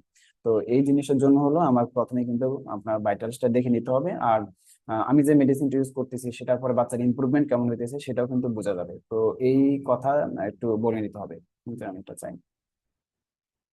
তারপরে বাচ্চাকে ধন্যবাদ দিয়ে হচ্ছে চলে আসতে হবে। তারপরে যে স্টেশনটা সেটা হলো পেডিগ্রি আসছিল। পেডিগ্রি নিয়ে একটু কনফিউশন ছিল আমাদের, যে পেডিগ্রিটা আসছিল এরকম যে অটোজোমাল ডমিনেন্ট, আবার কেউ বলতেছে এক্স লিঙ্ক ডমিনেন্ট, এরকম করে। তো ইনসাইট একদম ওই 5 মিনিটের মধ্যে মাথা ক্লিক করছিল যে এটা অটোজোমাল ডমিনেন্ট হতে পারে, সিনারিওটা দেখে মানে পেডিগ্রিটা দেখে এটাই মনে হয়েছিল। তো বেশিরভাগ মানুষের পেডিগ্রিটা মানে অ্যান্সার দিয়েছিল অটোজোমাল ডমিনেন্ট। হ্যাঁ, অনেকে বলছে এটা এক্স লিঙ্ক ডমিনেন্টও হবে। তো অটোজোমাল ডমিনেন্ট আমরা দিয়ে আসছিলাম। এখন এটা হলো যে কোশ্চেন যেটা ছিল, what type of genetic disorder occur here, এটা অটোজোমাল ডমিনেন্ট ছিল। অটোজোমাল ডমিনেন্টের ক্যারেক্টারিস্টিক্স, স্লাইডটা একটু একটু হয়েছে, মানে স্লাইডটা একটু ভুল হয়েছে, ভুল না মানে আগে পরে হয়ে গেছে। সেটা হলো এই যে কোশ্চেন এ যেটা, what type of genetic disorder occurred here autosomal dominant, তারপরে বি নম্বরের কোশ্চেনের অ্যান্সার হচ্ছে এটা, যে characteristics of the genetic disorder, autosomal ডমিনেন্টের কি কি ক্যারেক্টারিস্টিক্স আছে। আর দুইটা এক্সাম্পল জানতে চেয়েছে অটোজোমাল ডমিনেন্টের, এটা ছিল হচ্ছে অটোজোমাল ডমিনেন্ট। একটু এটা নিয়ে একটু আলোচনা করতে চাই, 4টা জেনেটিক ডিসঅর্ডারের মধ্যে। প্রথম হলো যে আপনার এটা কি ডমিনেন্ট নাকি রিসেসিভ, এটা প্রথমে আপনার হচ্ছে আইডেন্টিফাই করতে হবে। সেটা কিভাবে? যদি দেখেন স্কিপ জেনারেশন আছে, যে একটা জেনারেশনে আছে আরেকটা জেনারেশন নাই, আবার আরেকটা জেনারেশনে আছে, স্কিপ জেনারেশন যদি থাকে তাহলে এটা হলো রিসেসিভ। স্কিপ জেনারেশন হলে রিসেসিভ, আর কোনো স্কিপ জেনারেশন নাই, প্রত্যেক জেনারেশনই এফেক্টেড, তাইলে হচ্ছে এটা ডমিনেন্ট। তাহলে এভাবে করে রিসেসিভ এবং ডমিনেন্ট আপনি আলাদা করে ফেলবেন। তো অটোজোমাল, এবার আসি তো ডমিনেন্ট তো দুইটা, একটা হলো অটোজোমাল ডমিনেন্ট, একটা হলো x link dominant. Autosomal dominant characteristics কি, যে এখানে হলো প্রত্যেক জেনারেশন এফেক্টেড হবে, এবং হচ্ছে আপনার মেল টু ফিমেল ট্রান্সমিশন, মানে মেল এবং ফিমেল দুইজনই এফেক্টেড হবে। সেটা হলো কি, যে বাবা থেকে ছেলে এবং মেয়ের মধ্যে যাইতে পারে, মা থেকে ছেলে এবং মেয়ের মধ্যে ডিজিজটা ছড়াইতে পারে। এটা হলো আপনার অটোজোমাল ডমিনেন্ট, যে মেল ফিমেল এফেক্টেড হবে, কোনো স্কিপ জেনারেশন থাকবে না, এবং বাবা মা দুইজনেই রোগটা ছেলে মেয়ে দুইজনকে দিতে পারে। এটুকু দিয়ে আপনার অটোজোমাল ডমিনেন্ট দেখবেন। আর এক্স লিঙ্ক ডমিনেন্ট তাহলে কিভাবে আলাদা করবেন?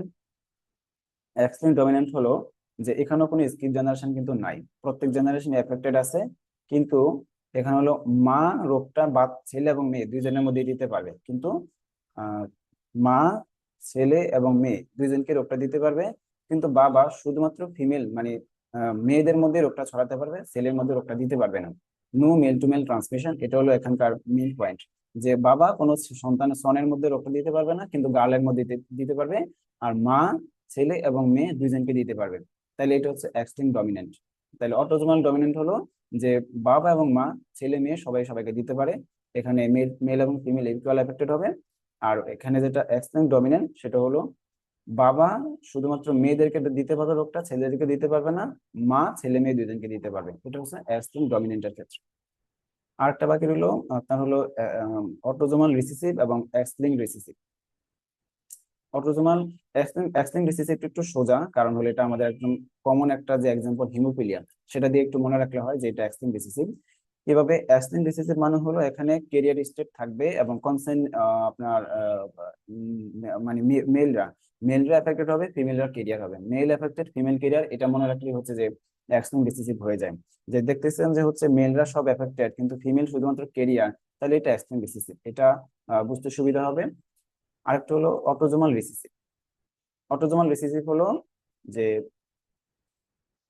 এটা হলো আপনার আহ, এ- এ- এখানে হলো কনসাংগুইনিটির ব্যাপার, যে যদি দেখতেছেন যে কেরিয়ার স্টেট দুইজন আছে এবং দুইজনের মধ্যে ম্যারেজ হয়েছে, কনসাংগুইনাস ম্যারেজ আছে, তারপরে হচ্ছে মেল ফিমেল যে কেউ এফেক্টেড হতে পারে, তাইলেই হচ্ছে যে আপনার এটা অটোজোমাল রিসেসিভ। তাহলে অটোজোমাল রিসেসিভের মেইন পয়েন্ট হলো যে কনসাংগুইনিটি থাকবে, এবং আপনার কেরিয়ার স্টেটের মধ্যে বিয়ে হয়, দুজন যদি মেল এবং ফিমেল দুজনের যদি কেরিয়ার হয় এবং তাদের মধ্যে বিয়ে হলে বা মানে যেটা যে অফ স্প্রিং যারা হবে তারা হচ্ছে যে আপনার দুজনই ছেলে মেয়ে দুজনই এফেক্টেড হতে পারে, এরকম যে both male and female affected হতে পারে, কিন্তু কনসাংগুইনিটি থাকবে এখানে, কনসাংগুইনিটি থাকবে।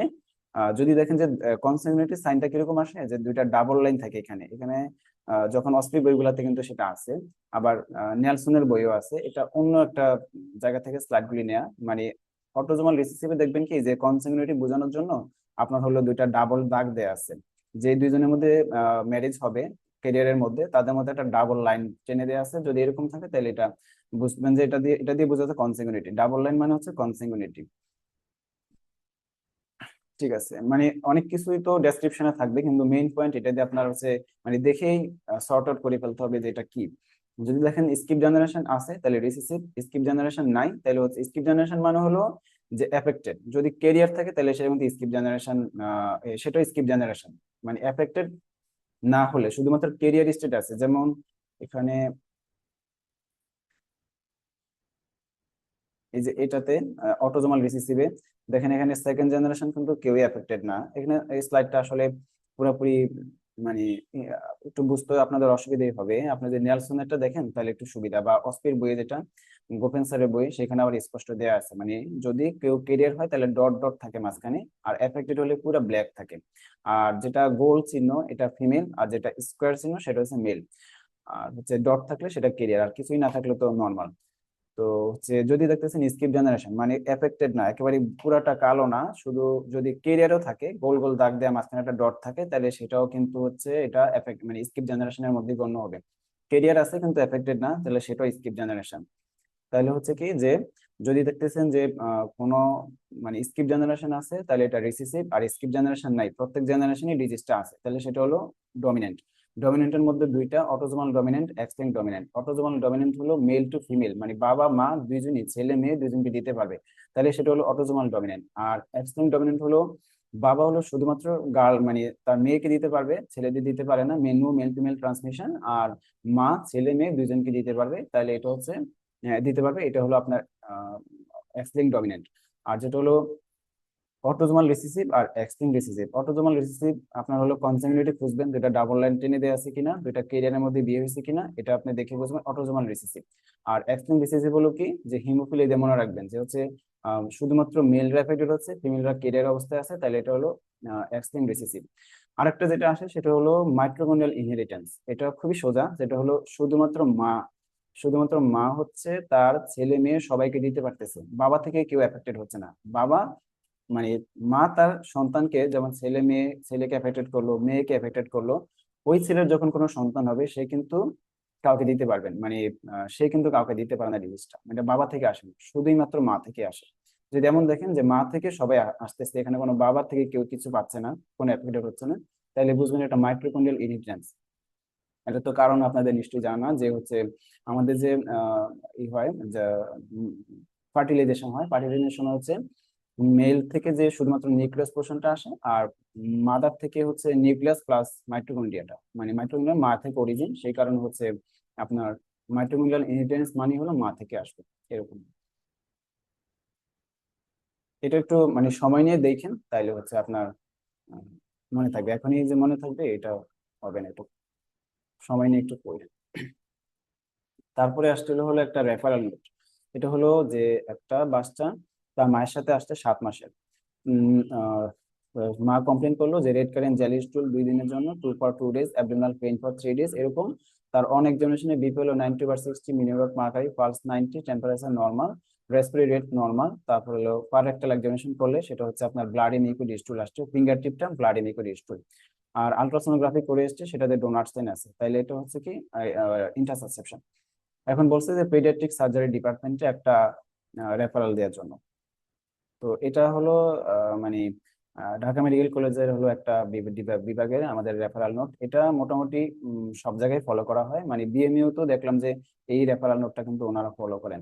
আহ, একদিকে থাকবে হচ্ছে রেফারেল নাম্বার, তারপরে পেশেন্ট নাম, তারপর হচ্ছে আপনার বয়স, তারপরে জেন্ডার, এটা থাকবে, তারপরে ডিপার্টমেন্টের নাম, তারপর হলো কার বরাবর দিচ্ছে, professor, associate professor, assistant professor, এরকম ডিপার্টমেন্টের নাম। আর টাইপ অফ রেফারেল, যে এটা কি আর্জেন্ট এখনই 1 ঘন্টার মধ্যে দেখতে হবে নাকি রুটিন যে 24 ঘন্টার মধ্যে দেখলেও হয়। তো ইন্টারসেপশন তো একটা ইমার্জেন্সি অপারেশন, তাইলে এই জন্য হচ্ছে আপনার এটা আর্জেন্ট হবে। আর এখানে bed number, ward number, unit, block, level, যার যেটুকু থাকে সেটুকু হচ্ছে যে দিয়ে আসতে হবে। এখানে বলছে ক্লিনিক্যাল ইনফরমেশন, যেখানে হিস্ট্রি থাকবে, ফিজিক্যাল, ল্যাব এবং ইমেজিং, এটা হচ্ছে যে দিয়ে আসতে হবে। এখন পরীক্ষার হলে তো জিনিসটা 5 মিনিটের মধ্যে হচ্ছে ফিল আপ করতে হয়। এখন এটা 5 মিনিটের মধ্যে পুরো জিনিসটা মনে রাখা এবং হচ্ছে পুরাটা শেষ করে দিয়ে আসা একটু কষ্ট, সেই জন্য যেটা করতে হবে প্রত্যেকটা পয়েন্ট আপনি টাচ পাবেন, যেমন এই যে ক্লিনিক্যাল ইনফরমেশন সেখানে আপনি একটু শর্টকাট করে দিলেন তাইলে হবে আর কি। হ্যাঁ, যেমন আমি হচ্ছে এখানে ক্লিনিক্যাল ইনফরমেশনের মধ্যে এখানে সবটুকু দিয়েছি, কিন্তু পরীক্ষার হলে আমি কিন্তু এটা করিনি, মানে এত সময় ছিল না বলে আমি শুধু লিখছি যে আওয়ার পেশেন্ট আব্দুল্লাহ, এত মাস বয়স, ডায়াগনোসড কেস অফ ইন্টারসেপশন, এইটুকু লিখে তারপরে হচ্ছে কজ অফ রেফারাল দিয়ে দিছি যে হচ্ছে এরকম, কারণ সময় অনুযায়ী এটা যদি সময় হয় তাহলে পেশেন্টের একটু হিস্ট্রি দেওয়া যে সে কি কমপ্লেন নিয়ে আসছে, তার ফিজিক্যাল ফাইন্ডিংস কি পাইছে, ল্যাব ইনভেস্টিগেশনে কি আছে, আর ইমেজিং এ কি আছে, যার জন্য যেটা প্রযোজ্য দিয়ে তারপর হচ্ছে রিজন ফর রেফারাল, কি জন্য আমি রেফারাল দিচ্ছি, যে now I request you to see the patient and give your valuable opinion regarding further management of intussusception. এটা দিয়ে তারপর হচ্ছে আপনার দিতে হবে। মানে এটা প্রোফর্মার প্রত্যেকটা অংশ যদি টাচ করে যান তাহলে আপনার হচ্ছে নাম্বার চলে আসবে। আর বডিতে আপনি কতটুকু লিখলেন না লিখলেন আসলে এটা স্যাররা একটু অত বেশি মানে মনে হয় না দেখে আর কি, বলতে পারবো না, কিন্তু মনে হয় না পুরোটা দেখে, সময়ের একটা তো ব্যাপার থাকে এখানে। তারপরে এক পাশে থাকবে আপনার নাম, আরেক পাশে কনসালটেন্টের নাম থাকবে। আচ্ছা, এই হলো আপনার অস্পি স্টেশনে মোটামুটি 10টা স্টেশন। কারো কোনো কোশ্চেন আছে কিনা জানার, তারপর আমরা অস্কি স্টেশনে যাব। অস্কি স্টেশনে আপনাদের কোনটা সুবিধা হয়? এখানে যদি পেশেন্ট নিয়ে আমাদের কোশ্চেন আসছিল general examination, nervous system, lower limb nervous system examination আসছিল, তারপরে পিগেলস মেথডে মানে রিউমেটয়েড মাস্কুলোস্কেলেটাল সিস্টেম এক্সামিনেশন পিগেলস মেথডে এটা আসছিল।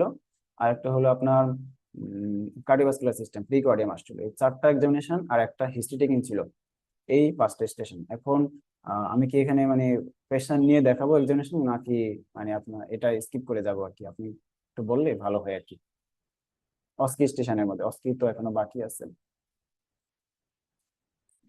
কেউ একজন একটু রেসপন্স করেন মানে কোনটা হলে সুবিধা হয়, মানে পেশেন্ট নিয়ে দেখাবো এক্সামিনেশন নাকি হলো মানে আপনারা দেখে নিবেন এরকম।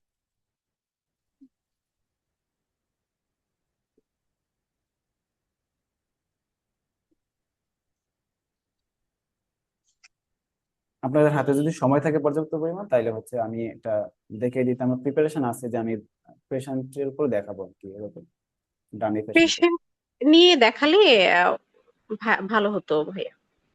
আচ্ছা ঠিক আছে, তাহলে এটা একটু পরে শুরু করছি। আপনাদের অস্পি অংশ নিয়ে কোনো কোশ্চেন আছে কি?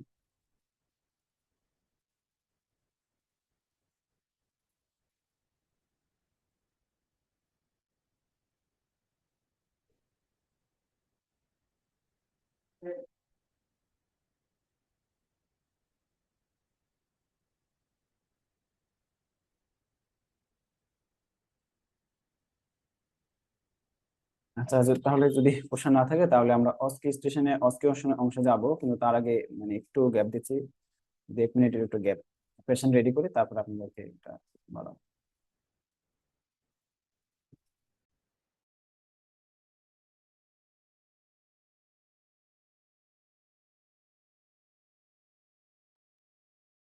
ঠিক আছে, আমাদের প্রথম মানে স্টেশন ছিল 5টা। একটা হলো আপনার জেনারেল এক্সামিনেশন আসছে, একটা হলো আপনার নার্ভাস লোয়ার লিম্বের nervous system examination sensory, lower লিম্বের সেন্সরি আসছিল, আর হচ্ছে জেনারেল এক্সামিনেশন আসছিল প্রিকার্ডিয়াম এক্সামিনেশন, আর হলো আপনার মাস্কুলোস্কেলেটাল সিস্টেম এক্সামিনেশন পিগলস মেথডে আসছিল, আর একটা ছিল হিস্ট্রি টেকিং। এই ছিল আপনার 5টা স্টেশন। তো প্রথমে আমি জেনারেল এক্সামিনেশন দিয়ে শুরু করি। প্রথমে তো হচ্ছে যে আমার ইনস্ট্রুমেন্ট সবকিছু একদম রেডি থাকবে। আমার ইনস্ট্রুমেন্টের ব্যাগগুলা হচ্ছে আপনার একদম আগে থেকে প্রিপেয়ার করা থাকতে হবে। আপনার হলো আমি যেটা করছি যে পরীক্ষার সময় তো আমি একটু ঘাবড়ে যেতাম, মানে টেনশন খুব বেশি হতো আমাদের। ডিএমসি তে যেমন হচ্ছে ব্লক প্যানেলে 3 মাস পর পর হয়, সেখানে এই মানে মিড টার্ম দেওয়ার আগেও মানে যে ব্লক প্যানেল দিয়েছিলাম সেখানে হচ্ছে আপনার আমি আমাদের একটা জেনারেল এক্সামিনেশনে ছিল, তো আমি টর্চ খুঁজে পাচ্ছিলাম না। পেশেন্টের হলো ওরাল ক্যাভিটি দেখতে হবে, টর্চ খুঁজে পাচ্ছিলাম না, টর্চ আমার অ্যাপনের পকেটেই ছিল, কিন্তু আপনার হলো আমি কিন্তু মানে টর্চ খুঁজতে খুঁজতে টাইম অনেকটা চলে গেছে। তারপরে এটা খুবই মানে মানে আমার খুব মানে ডিসহার্টেড করলো, যেটা কি করলাম আমি। তারপরে আমি একদম মানে যে মিড টার্মের আগে আগেই আমার ইনস্ট্রুমেন্ট গুলো সব একদম ঠিকঠাক করে রাখছি, এবং কোন ইনস্ট্রুমেন্ট কোন জায়গায় রাখবো, কিভাবে বের করবো, কোনটা কোন জায়গায় আছে, সেটার জন্য কিন্তু একটা রিহার্সাল আমরা যখন মানে মিড টার্ম আগে যখন প্র্যাকটিস করি তখন হচ্ছে আপনার এটা ঠিক করে রাখছিলাম। সেজন্য আপনার এক্সামিনেশন ব্যাগ হবে মোটামুটি তিনটা। একটা হলো আপনার জেনারেল এক্সামিনেশনের ব্যাগ, একটা হলো আপনার ডেভেলপমেন্টাল অ্যাসেসমেন্টের ব্যাগ হবে, আর একটা হলো আপনার নার্ভাস সিস্টেমের জন্য। অনেকে জেনারেল এবং নার্ভাস সিস্টেম এক্সামিনেশনের যে ব্যাগটা আছে সেটা একসাথে রাখে। এখন আমি যেমন হচ্ছে মানে জেনারেল এক্সামিনেশনের যে ইনস্ট্রুমেন্ট, তারপর হলো আপনার নার্ভাস সিস্টেমের যে ইনস্ট্রুমেন্ট একসাথে রাখলে মানে একটু কম্প্যাক্ট হয়ে যায়, একটু বের করতে মনে হচ্ছে মানে একটু হেজিটেট ফিল মানে ই হয়, মানে নার্ভাস হয়ে যায় আর কি। এই জন্য হলো আমি ব্যাগই আলাদা করে রাখছি। আর গিফটের জন্য একটা মানে 5টা ব্যাগ আমি আলাদা করে রাখছি। এই 4টা ব্যাগ নিয়ে আমি স্টেশনে দৌড়াইছি, কিন্তু আমার পরীক্ষাটা স্মুথ গেছে আর কি, কোনো আমার সমস্যাই হয় না। যেমন জেনারেল এক্সামিনেশন করতে গেছি, আমার আলাদা ব্যাগই ছিল যে জেনারেল এক্সামিনেশনের জন্য আমার এই ব্যাগটা রেডি, অন্য কিছু খুঁজতে হবে না, এখান থেকে বের করবো জেনারেল এক্সামিনেশনের জন্য। তারপরে যখন নার্ভাস সিস্টেমের জন্য ওই স্টেশনে গেলাম, তখন নার্ভাস সিস্টেমের ব্যাগ আলাদা করা ছিল, আমার কোনো সমস্যা হয়নি।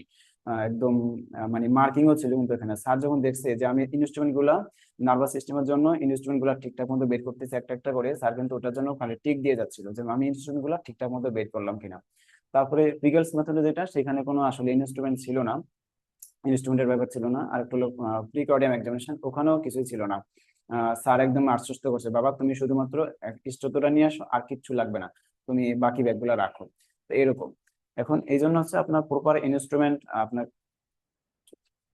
ইনস্ট্রুমেন্ট হচ্ছে আপনার মানে রেডি করে নিয়ে যাইতে হবে, এবং আপনার কোন ব্যাগে কোনটা রাখছেন, কোনটা কোন জায়গায় রাখছেন, কোন সিকোয়েন্সে আপনি একটা একটা করে বের করবেন, সেটা কিন্তু আপনার আসলে মানে আগে থেকে একটা রেডি করা থাকতে হবে। তাহলে দেখবেন পরীক্ষার সময় আপনার ঘাবড়াবেন না। হ্যাঁ, তো প্রথমেই আসি আমাদের জেনারেল এক্সামিনেশন উইথ কোশ্চেনটা ছিল এরকম যে do the general examination of this child with running commentary. তো আমি যা যা করে যাব সবকিছু আসলে একটু বলে যাও আর কি। আচ্ছা, প্রথমে হলো গ্রিটিং, ইন্ট্রোডাকশন, কনসেন্ট। আমি বাচ্চা মানে রোগীর হচ্ছে ডান পাশে দাঁড়াবো, রোগীর ডান পাশে দাঁড়িয়ে হচ্ছে ওর মাথার নিচে একটা বালিশ ছিল, ওই বালিশটা কিন্তু সরিয়ে দেওয়ার নিয়ম, কিন্তু ওটা মানে বেডের সাথে বেডটা এমন যে ওটা মানে অ্যাটাচ করা আর কি, মানে বেডটা এটা বালিশ না, বেডটা এমন ছিল ফোল্ডিং করা, এটা মনে হচ্ছে বালিশের মতো, কিন্তু এটা সরানোর কোনো অপশন নেই। নয়তো আপনার ফ্ল্যাট সার্ভিসের সহায় নিয়ে তারপর হচ্ছে আপনার পরীক্ষাটা করতে হবে, এবং হচ্ছে পেশেন্টের ডান সাইডে দাঁড়াইতে হবে। তো প্রথমে হচ্ছে ডান সাইডে দাঁড়াবো, তারপর আমি সালাম দিব। বাচ্চা তো ছিল, তো মোটামুটি হচ্ছে যে ও বুঝতে পারে এমন একটা বাচ্চাই দিয়েছে। বাচ্চাকে বললাম, আসসালামু আলাইকুম বাবা, আমি তোমার ডাক্তার, আমার ডাক্তার শামীম হোসেন, আপনার বাচ্চা তোমার মানে তোমাকে একটু পরীক্ষা করে দেখবো, কোনো সমস্যা হবে না, সমস্যা হলে আমাকে বলবে, আমি কি পরীক্ষা করতে পারি কিনা। তখন হচ্ছে যে পেশেন্ট বললো যে ঠিক আছে, পরীক্ষা করেন। তারপরে এটা আসলে পেশেন্ট টু পেশেন্ট নির্ভর করে, যদি খুব ছোট বাচ্চা হয় এক্সপোজারটা এক রকমের কথা বলতে হবে, আর একটু যদি আমাদের পেটিতে তো 18 বছর বয়স পর্যন্ত, অনেক সময় দেখা যায় 10-12 বছরে বাচ্চা দিতে পারে, সেক্ষেত্রে কিন্তু আপনার স্ক্রিন এটা একটু চেয়ে নেওয়া, একটু প্রাইভেসি মেনটেন করা, কাপড় চোপড় যতটুকু উঠাবেন কতটুকু একটু হিসাব করে আর কি ব্যাপার থাকবে, এটা বাচ্চা টু বাচ্চা ভেরি করে আর কি। তো আবার যেমন কোনো বাচ্চা কিন্তু নার্ভাস এক্সামিনেশনে স্টেশনে যে বাচ্চাটা ছিল, ওর কিন্তু টাইট ক্লথিং ছিল, মানে ওর যে পায়জামাটা পরানো ছিল খুব টাইট, আমি হচ্ছে এটা উঠাইতে পারি নাই, কিন্তু উঠানোর জন্য খুব বেশি জোরে চেষ্টাও করি না, স্যারকে বলছে যে, স্যার আমার এক্সপোজার দরকার এইটুকু, একটু স্যার বলছে ঠিক আছে তুমি এক্সামিনেশন করে যাও। এখন প্রথমে হলো আমরা দাঁড়ালাম যে আসসালামু আলাইকুম বাবা, আমি ডাক্তার মোহাম্মদ শামীম হোসেন, আপনার একটু পরীক্ষা করে দেখবো, কোনো সমস্যা হবে না, সমস্যা হলে আমাকে বলবেন, আমি কি পরীক্ষা করতে পারি। তখন উনি আমাকে বললো যে ঠিক আছে পরীক্ষা করেন। এরপর বলবো, sir I need to proper exposure to examine the child. আমি হচ্ছে প্রপার এক্সপোজার বলতে আমি হচ্ছে একটু জামাটা খুলে নিব,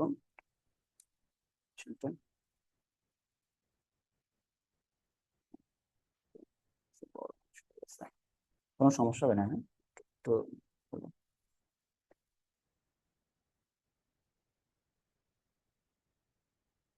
তো আমরা আসলে বাচ্চা হলে তো আরো কনভিনিয়েন্ট হতো ইয়ে এক্সপোজ করাটা, উনি একটু অ্যাডাল্ট মানুষ, আমরা সেদিকে একটু না যাই। তারপর হলো আমাদের প্রথমে ইন্সপেকশন দিতে হবে। ইন্সপেকশন হলো মাথার সাইড থেকে একটা ইন্সপেকশন দিতে হবে, আর হচ্ছে বা মানে অ্যাবডোমেন বা চেস্ট এই জায়গা বরাবর একটু বসে আমরা হচ্ছে বাচ্চাকে দেখবো লেভেলে, তখন দেখার সময় ঘড়িটা ধরে আমি রেসপিরেটরি রেটটা গুনে ফেলবো আর কি, যে ওর রেসপিরেটরি রেট কত।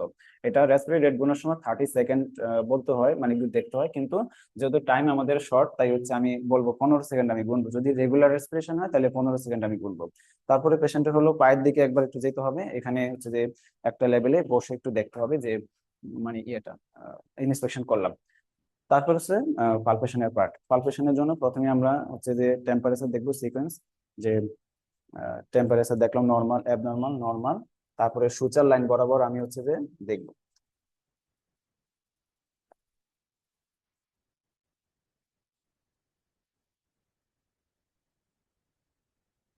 সুচার গুলো দেখলাম। তারপরে হচ্ছে পোস্ট অরিকুলার লিম্ফ্যাডেনোপ্যাথি আছে কিনা, প্রি অরিকুলার কোনো লিম্ফ্যাডেনোপ্যাথি আছে কিনা সেটা দেখলাম। দেখার পরে হচ্ছে আমি মানে ইয়ারটা দেখবো, কিন্তু এটা আমি হচ্ছে টর্চ দিয়ে দেখবো না, ইয়ার দেখবো, কিন্তু আমি ইয়ারটা হচ্ছে টর্চ দিয়ে দেখবো না, অরোস্কোপ দিয়ে দেখতে হয়। যদি অরোস্কোপ না নেই তাহলে স্যারকে বলতে হবে I examine the ear with otoscope, এটা বলে আমি হচ্ছে কানটা দুইটা কান আমি চেক করে নিব। দুইটা কান চেক করে নিব। তারপরে হলো আমি এনিমা এবং জন্ডিস দেখবো। এনিমার ক্ষেত্রে হচ্ছে বলবো যে আপনি উপরের দিকে তাকান, তখন আমি এনিমা দেখে নিলাম। আর হাতটা মানে জন্ডিস দেখার সময় বলবো যে আপনি আমার হাতের দিকে তাকান, তখনই স্যারকে আমি বলবো যে হচ্ছে I need see the I want to see the jaundice with broad daylight. হ্যাঁ, এটা বলে হচ্ছে আমি জন্ডিসটা দেখবো। ঠিক আছে, তারপর হচ্ছে নেজাল ক্যাভিটি দেখবো টর্চ দিয়ে। আমি নেজাল ক্যাভিটি দেখে ফেলবো টর্চ দিয়ে, হচ্ছে নেজাল ক্যাভিটি দেখবো যে কোনো ডেভিয়েটেড নেজাল সেপ্টাম আছে কিনা, হাইপারট্রফিড ইনফ্লেটেড টার্বিনেট আছে কিনা, বা অন্য কোনো গ্রোথ আছে কিনা সেটা আমি দেখবো। তারপর হলো আমি ওরাল ক্যাভিটি দেখবো। ওরাল ক্যাভিটি দেখার আগে আমি হচ্ছে গাম হাইপারট্রফি আছে কিনা, আমাদের যেহেতু লিউকেমিয়ার পেশেন্ট থাকে আমরা একটু দেখি, ইজি করেন মানে নরম করেন, একটু গামটা দেখেন দেখি, একটু নরম করেন। হ্যাঁ, আমি গামটা একটু দেখে নিব। হ্যাঁ, গাম দেখে নিব। গাম হাইপারট্রফি আছে কিনা দেখে নিলাম। তারপর হা করেন তো দেখি। ওরাল ক্যাভিটি টর্চ দিয়ে হচ্ছে আমি টাং দেখবো, টাঙের উপরে এবং নিচে জন্ডিস এবং এনিমিয়া আমি দেখে নিলাম। তারপরে কোনো হচ্ছে যে ম্যালালাইন টিথ আছে কিনা, বা টনসিল কোনো বড় কিনা সেটা দেখে নিলাম, বা ক্লেফট প্যালেট, ক্লেফট লিপ, এগুলো দেখলাম। ডেন্টাল ক্যারিস আছে কিনা সেটাও দেখে নিলাম, বা টাংটাই আছে কিনা, এগুলো আমরা ওরাল ক্যাভিটির মধ্যে দেখে নিব। তারপর হচ্ছে আমি আসবো একটু নিচে। তারপর আমি দেখবো হচ্ছে সাবমেন্টাল এবং সাবম্যান্ডিবুলার লিম্ফ নোডটা। আসলে এখানে একটু সিকোয়েন্সটা মিস হয়েছে, যে ওরাল ক্যাভিটি দেখা প্রি অরিকুলার এবং পোস্ট অরিকুলার এবং প্রি অরিকুলার লিম্ফ নোড দেখার পরে তারপরে কিন্তু আমি হচ্ছে সাবমেন্টাল, সাবম্যান্ডিবুলার এবং হচ্ছে সাবমেন্টাল লিম্ফ নোডটা আমি দেখে ফেলবো। দেখার পরে তারপরে ওই anaemia, jaundice, nasal cavity, oral cavity আমরা দেখবো।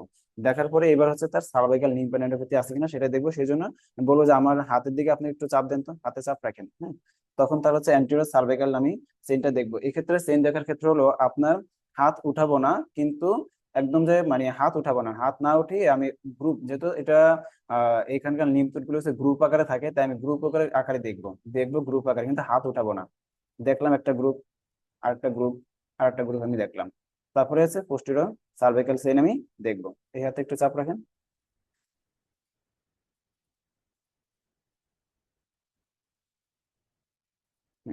সার্ভাইকাল চেইন দেখা হয়ে গেল, মানে সার্ভাইকাল নিউক্লিয়ার দেখা হলো। তারপর আমি বনি টেন্ডারনেস দেখবো। পেশেন্টের হলো স্টারনামের যে মেন অব্রি স্টারনাম আছে সেখানে আমি প্রেসার দিব, তারপর আর মুখের দিকে তাকাবো যে সে কোনো পেইন ফিল করে কিনা। প্রেসার দিলাম, বনি টেন্ডারনেস দেখলাম। তারপরে হলো তার হ্যান্ড দেখবো। হ্যান্ডে দেখে হচ্ছে যে কোনো বিসিজি মার্কটা আছে কিনা, বা অন্য কোনো পিটিসি পারফোরা ইকেমোসিস আছে কিনা দেখবো। বিসিজি মার্ক আছে কিনা, প্রেজেন্ট আছে কিনা সেটা দেখবো। তারপর ইপিট্রক্লের নিপ নোডটা আমি একটু পারফেক্ট করার চেষ্টা করব। আর এদিকে হাতে এসে হচ্ছে যে আমি পেশেন্টের, আমার হাতের উপর হাত রাখেন তো দেখি, এই হাতটা রাখেন, ওই হাতটা রাখেন, আগে এইভাবে। এভাবে করে দেখবো যে এনিমিয়া, জন্ডিস, সাইনোসিস, কোলিনেকা, লিকোনেকা, ক্লাবিং আছে কিনা সেটা দেখবো। আর এই ক্ষেত্রে এখানেও দেখে নিব যে সিঙ্গেল পামার কেজ আছে কিনা, বা হলো যে সিনডাক্টালি, পলিডাক্টালি, ক্লিনোডাক্টালি এগুলো আছে কিনা দেখলাম। তারপরে হচ্ছে পেশেন্টের আমি পালসটা দেখে বলবো। হ্যান্ডশেক, প্রথমে এই হাত দিয়ে হ্যান্ডশেক করবো, এক হাত দিয়ে, আরেক হাত দিয়ে হচ্ছে তার পালসটা দেখে নিব।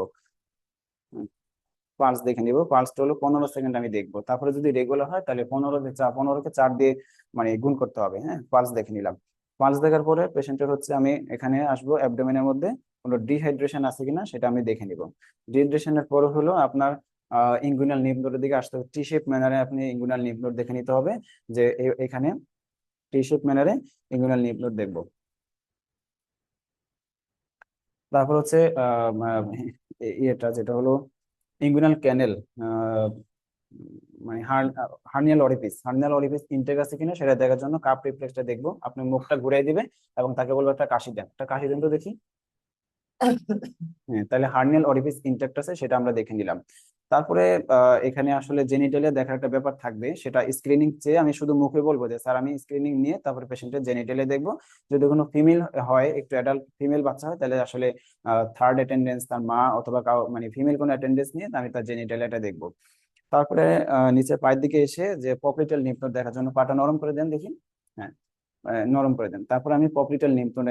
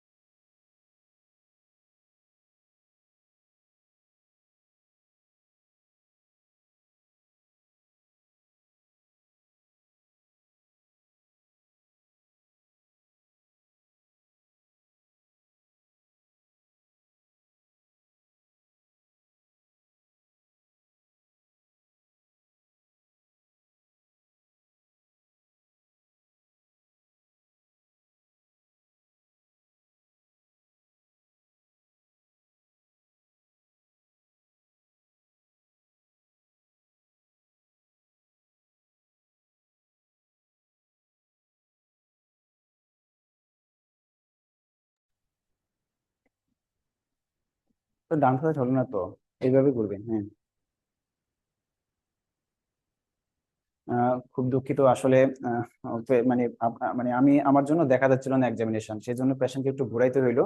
আপনাদের টাইম কিল করার জন্য খুব দুঃখিত। তারপর আমরা আসছিলাম যে পপ্লিটাল নিপ নোডে আসছিলাম, যে হচ্ছে আমরা একটু নরম করে দেন, জাস্ট একটু দেখে যাবো, অভিনয় বেশি সময় তো আমরা নষ্ট করবো না, অল্প সময়ের মধ্যে জিনিসটা শেষ করতে হবে, কিন্তু আমার টাস্ক করে আসতে হবে এবং আমি এক্সামিনেশন করতেছি এটাই করতে হবে। আবার অনেকে দেখা যায় শুধুমাত্র অভিনয় করে চলে আসে, যে মানে টাস্ক করে করে মানে শুধু একটু ছয় মাত্র, ওটা করলে কিন্তু স্যারের খুব রাগ হয় যে আপনি শুধুমাত্র টাস্ক করে আসছেন, এক্সামিনেশন তো করেন না। এক্সামিনেশনও করবো, দেখবো, কিন্তু খুব সুইফট আকারে দেখতে হবে। তারপর হচ্ছে পেশেন্টের অ্যাঙ্কেল ইডিমা দেখবো, যে অ্যাঙ্কেলের ঠিক একটু উপরেই আমি হচ্ছে 10 সেকেন্ড ধরে ধরবো, এবং হচ্ছে এখানে পেশেন্টের মুখ দেখার কোনো ব্যাপার নেই, জাস্ট অ্যাঙ্কেল এডিমাটা দেখে চলে আসবো। তারপরে পেশেন্টের পায়ের দিকে আবার এনিমিয়া, জন্ডিস, সাইনোসিস, কোলোনেকা, লিকোনেকা এগুলো আছে কিনা দেখি, পাটা মিলান একটু। হুম, হাতের সাথে মিলাই তারপর আমি এনিমিয়া, জন্ডিস, সাইনোসিস, কোলোনেকা, লিকোনেকা এগুলো আছে কিনা তারপরে দেখে নিব। দেখার পরে এবার পেশেন্টের হলো একটু ঘোরাবো, লেফট লেটারাল করবো, একটু দেখি ওইদিকে বাম কাত, বাম কাত করে পেশেন্টের হলো আমি স্পাইনটা দেখে নিব। স্পাইনটা দেখে নিব যে স্পাইনাল কোনো ডিফর্মিটি আছে কিনা, একটা টান দিয়ে আমি দেখলাম যে স্পাইনাল কোনো ডিফর্মিটি নাই। তারপর স্যাক্রাল ডিম্পল বরাবর হচ্ছে আমি ইডিমা দেখবো, স্যাক্রাল ডিম্পল বরাবর ইডিমা দেখবো। আর হচ্ছে তারপর ঘুরে যান, আবার দেখি, ঘুরে যান। তারপর হলো পেশেন্টের মোটামুটি এক্সামিনেশন করা শেষ। এবার পেশেন্টের মোটামুটি এক্সামিনেশন করা শেষ, এবার হচ্ছে আমি পেশেন্টের হলো ব্লাড প্রেশার, হাইট, ওয়েট এগুলা মেজার করতেছে। অনেক স্যাররা হচ্ছে যে ব্লাড প্রেশার মেজারমেন্ট করতে দেয়, আবার অনেকে মেজারমেন্ট করতে দেয় না। টাইম যদি থাকে তাহলে মেজারমেন্ট করে আসবেন, আর যদি টাইম না থাকে তাহলে সেক্ষেত্রে মেজারমেন্ট না করে আসলেও চলবে, কিন্তু মুখে বলতে হবে যে sir, I want to measure the blood pressure, height, weight, body mass index and plot into the growth chart, এটা বলে আসতে হবে। আর একটা বলতে হবে, সেটা হলো বেড সাইড ইউরিন অ্যালবুমিন, যে আমি পেশেন্টের bed side urine albumin examination করতে চাই টু সি প্রোটিন ইউরিয়া। এইটুকু হলো রুটিন, এটা বলে আসতে হবে। তারপরে পেশেন্টের আবার যে কাপড় চোপড় গুলি মানে পোশাকটাই ছিল, সেটা আবার রিপোজিশন করে দিব। আর পেশেন্টকে ধন্যবাদ দিব যে আপনাকে অনেক অনেক ধন্যবাদ, আপনি আমার এক্সামিনেশনে সাহায্য করার জন্য। মোটামুটি জেনারেল এক্সামিনেশন এর পয়েন্টস গুলো এগুলাই। আহ, আপনারা কি বুঝতে পারছেন আমি পরবর্তী কি এক্সামিনেশনে যাব কিনা?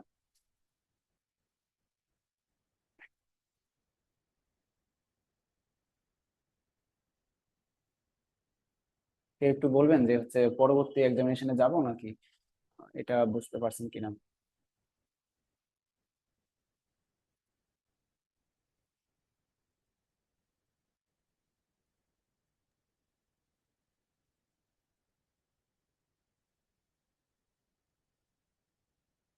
জি, বুঝতে পেরেছি। আচ্ছা, ঠিক আছে। তাহলে এবার হচ্ছে আমি লোয়ার লিম্বের সেন্সরি আসছিল ওটাতে যাই।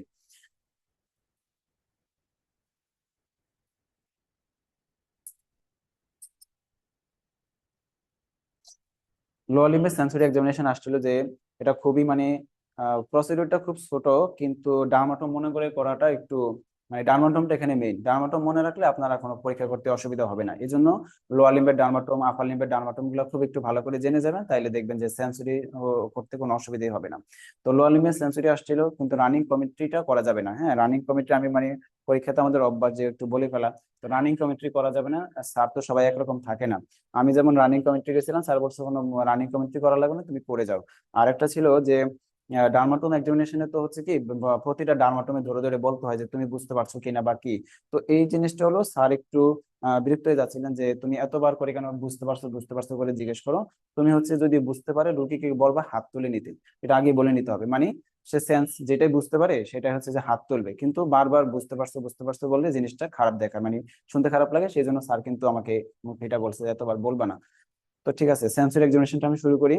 লো লিম্বিক সেন্সরি প্রথমে একই কথা, যে হচ্ছে গ্রিটিং, ইন্ট্রোডাকশন, কনসেন্ট, সেটা একই রকম থাকবে। তারপর হচ্ছে এক্সপোজার, এটা পেশেন্ট যে মানে এক্সপোজার করা যাবে এরকম পেশেন্টই দিবে। যদিও আমরা এক্সামিনেশনে যে বাচ্চাটা পেয়েছিলাম তার মোটামুটি থাইয়ের 50 পর্যন্ত এক্সপোজার করতে পারছে, তারপর আর করতে পারিনি, কিন্তু এক্সামিনেশন করে গেছি। আচ্ছা, ঠিক আছে, দেখি বাবা, আমি একটু দেখি পার্ট একটু এক্সপোজ করতে চাই। এটা কিন্তু ওই যে ওনারও কিন্তু তেমন একটা আসতেছে না, হ্যাঁ, টাইট প্যান্ট ওনার আসতেছে না। তো হচ্ছে পরীক্ষার হলে এরকম থাকবে না যে একদমই এক্সপোজার করা যাবে না, এরকম থাকবে না। আচ্ছা, প্রথমে আসি হলো আপনার লোয়ার লিম্বের ডার্মাটোম। ডার্মাটোম হলো লোয়ার লিম্বের ডার্মাটোম হলো যে আমরা যেখানে যে জায়গা বেল্ট করি বা ইঙ্গুইনাল ক্যানেল, সেই জায়গাটা হলো নাম্বার 1। তারপরে যে জায়গা পকেট থাকে আমাদের প্যান্টের, সেই জায়গাটা হলো নাম্বার 2। আর যেটা হলো আমাদের যে নিয়ের ঠিক উপরে হলো নাম্বার 3, আর নিয়ের পরে আপনার হলো দুইটা পোর্শনে ভাগ হয়ে যায়। নিয়ের পরে হলো শিন বর্ডার অথবা টিবিয়া, এর দুই পাশে দুইটা, মিডিয়ালি হচ্ছে নাম্বার 4 আর লেটারালি হচ্ছে নাম্বার 5। তারপর হচ্ছে আপনার আমাদের যে মানে ফুটের আবার হচ্ছে ফুটের গ্রেড 2, তারপরে তিনটা ফুটের গ্রেড 2 এবং তারপরে তিনটা হলো আপনার নাম্বার 5 এটাকে কভার করবে।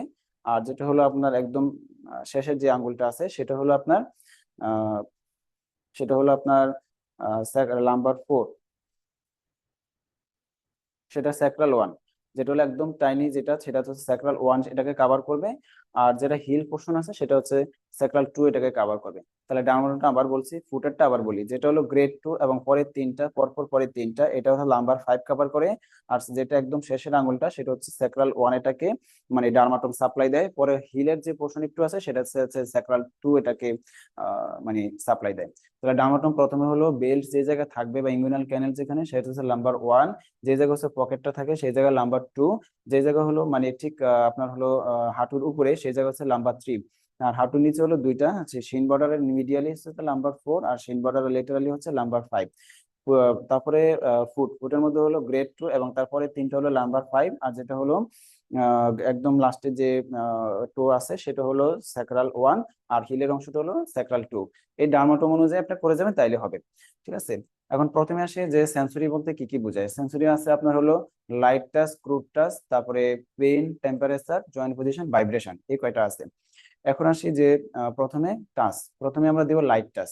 তো প্রথমে আগে পেশেন্টকে বলে নিতে হবে যে আমি একটা জিনিস আপনার গায়ে দিব, ছোঁয়াবো, লাগাবো, যদি আপনি বুঝতে পারেন প্রথমে আপনি মানে দেখা নিলেন যে হচ্ছে যে এটা আপনি বুঝতে পারেন যে এখানে কিছু একটা লাগাইছে, আপনি বুঝতে পারতেছেন, বুঝতে পারতেছেন। এবার বলবো যে সেন্সরি করার সময় অলওয়েজ মানে চোখ বন্ধ করে করতে হবে, হ্যাঁ, যে পেশেন্ট চোখ বন্ধ করে পারে কিনা। তো আগেই তার একটা নর্মাল জায়গায় আগে দেখাই নিব, হ্যাঁ, লোয়ার লিম্বের আগে এক জায়গায় দেখাই নিব যে আপনি কি হলো এই জায়গায় যে একটা কিছু লাগাইছে আপনি বুঝতে পারতেছেন, বুঝতে পারতেছে। এবার আমি শরীরের অন্য জায়গায় এটা লাগাবো, যদি আপনি বুঝতে পারেন যে কিছু একটা লাগানো হয়েছে তাহলে আপনি হাত তুলবেন, ঠিক আছে? এটা প্রতিবারই করবেন, হ্যাঁ। তারপর হচ্ছে ডামাটো অনুযায়ী আমি প্রথমে নাম্বার 1-এ দিলাম, হাত তুলে ফেলেন, বুঝতে পারলে হাত তুলে ফেলেন। তারপরে আবার এই পাশে দিব, তারপরে নাম্বার 2, তারপরে হচ্ছে নাম্বার 3 এটা টাচ, জাস্ট লাইট টাচ। তারপরে নাম্বার 5, নাম্বার 5, নাম্বার 4, তারপর হচ্ছে এখানে এসে আবার গ্রেড 2-তে নাম্বার 5 দিব, এখানেও নাম্বার 5, এখানে হচ্ছে আপনার স্যাক্রাল 1, এই পাশেও স্যাক্রাল 1, তারপরে হিলের মধ্যে স্যাক্রাল 2 দিলাম। এটা হচ্ছে লাইট টাচ। ক্রুড টাচ কিভাবে? লাইট টাচ হলো জাস্ট ক্রুড টাচের জন্য হলো আপনার যে কটন বা এইগুলা পাওয়া যায় বাজারে, মানে এক ধরনের আলপিন জাতীয় পাওয়া যায়, যেটা মাথাটা দিয়ে, এটা দুইটা পোর্শন, মানে আলপিন থাকে না, বাজারে এক ধরনেরই পাওয়া যায়। এটার হলো একটা অংশ খুব শার্প থাকে আর একটা অংশ ব্লান্ট থাকে, যে ব্লান্ট অংশটা আছে সেটাই কিন্তু আমরা একটু দিব, একদম টিপ যেটা খোঁচা অংশ সেটা কিন্তু দিব না। দেখি এটা হয় কিনা, না এটা হয় না, এটা হয় না, এরকম না ব্যাপারটা। এটা এটা যেটা কটন বাটা দেখতে পাচ্ছেন মনে করেন এটাই আর কি। এটার একটা মাথা তো ব্লান্ট থাকবে আর একটা অংশ খুব শার্প থাকে। তো শার্প অংশটা আমার দিকে থাকবে, ব্লান্ট এন্ডটা দিয়ে আমি রুগীকে হচ্ছে যে পরীক্ষা করব। তো যেটা হলো ক্রুড টাচ সেটা ঠিক একইভাবে ডার্মাটোম অনুযায়ী, যদি আপনি বুঝতে পারেন তাহলে আপনি হাত তুলবেন, ঠিক আছে? আবার তাকে দেখাবো যে বুঝতে পারেন, বুঝতে পারেন, হ্যাঁ। নাম্বার 2, নাম্বার 2, নাম্বার 3, নাম্বার 3, তারপর হচ্ছে নাম্বার 5, নাম্বার 5, নাম্বার 4, নাম্বার 4, তারপরে এই পাশে হচ্ছে number 5, sacral 1, sacral 1, sacral 2, sacral 2। এটা হচ্ছে ক্রুড টাচ আমাদের হয়ে গেল, হ্যাঁ। তারপর হচ্ছে লাইট টাচ, ক্রুড টাচ, তারপর হচ্ছে পেইন, টেম্পারেচার। পেইন তো আসলে আমরা দেই না, পেইন দেই না, টেম্পারেচারটা দেখি, হ্যাঁ। পেইন দেওয়া হয় না ইউজুয়ালি পরীক্ষা হলে, পেইনটা আসলে কি দিয়ে দেখবো, এটা এক্সামিনেশনে মানে করা হয় না, অনুৎসাহিত করা হয়। তারপর হলো আপনার টেম্পারেচার। টেম্পারেচার হলো কি একটা মেটাল আপনার দিতে হবে, যে মেটালটা আমি চাবি নিয়ে গেছিলাম আর কি, চাবি তো ঠান্ডা। তো আমি বাচ্চাকে আগে হচ্ছে দেখাইছি এক জায়গায় যে বাবা বলো তো এটা কি ঠান্ডা না গরম, ঠান্ডা। তো বাচ্চা বলে এটা ঠান্ডা, হ্যাঁ। এটা হচ্ছে যে ঠান্ডা আছে। বা আপনি ওই যে যে যে কোনো একটা মেটাল দিলেই হবে, যেটা টিউনিং ফর্কের অংশ হইতে পারে, বা হচ্ছে যে হ্যামারটা আছে হ্যামারের মেটালটা হইতে পারে, বা চাবিও হইতে পারে। তো হচ্ছে যে আমি বললাম যে এটা কি, আপনি বলো তো এটা ঠান্ডা না গরম, ঠান্ডা। তারপরে এবার আমি তার আবার ডার্মাটোম অনুযায়ী আবার বলবো যে যদি ঠান্ডা বা গরম কিছু একটা হলে তুমি হাত তোলবা যদি, হ্যাঁ, ঠান্ডা না গরম কি বলবা আর কি, হ্যাঁ, ঠান্ডা বলেন। এভাবে করে প্রত্যেকটা অংশেই হচ্ছে যে সে বললো যে আবার ডার্মাটোম অনুযায়ী ঠান্ডা ঠান্ডা এইভাবে করে সে বললো আর কি। হ্যাঁ, গরম সাধারণত কিছু দেওয়া হয় না, ওই ঠান্ডাটাই হচ্ছে যে আমরা পরীক্ষার হলে দেখলাম, টেম্পারেচার আমাদের দেখা হয়ে গেছে। একদম ডার্মাটো অনুযায়ী শুধু লাগাই যাবেন দেখাই যাবেন তাইলেই হবে। টেম্পারেচার দেখা হয়ে গেল, তারপর হচ্ছে আপনার জয়েন্ট পজিশন এবং ভাইব্রেশন এই অংশটা রইলো। জয়েন্ট পজিশন ভাইব্রেশনে হলো জয়েন্ট পজিশনে রোগীর চোখ খুলেন দেখি, তাকান এদিকে, পায়ের দিকে তাকান। এখন দেখেন তো আপনার আঙুলটা কোন দিকে আছে, এই যে দেখে বলেন, দেখে বলেন, উপরে নাকি নিচের দিকে? উপরের দিকে। এবার চোখ বন্ধ করবেন, হ্যাঁ, চোখ বন্ধ করে এবার বলবেন যে কোন দিকে আপনার আঙুলটা আছে।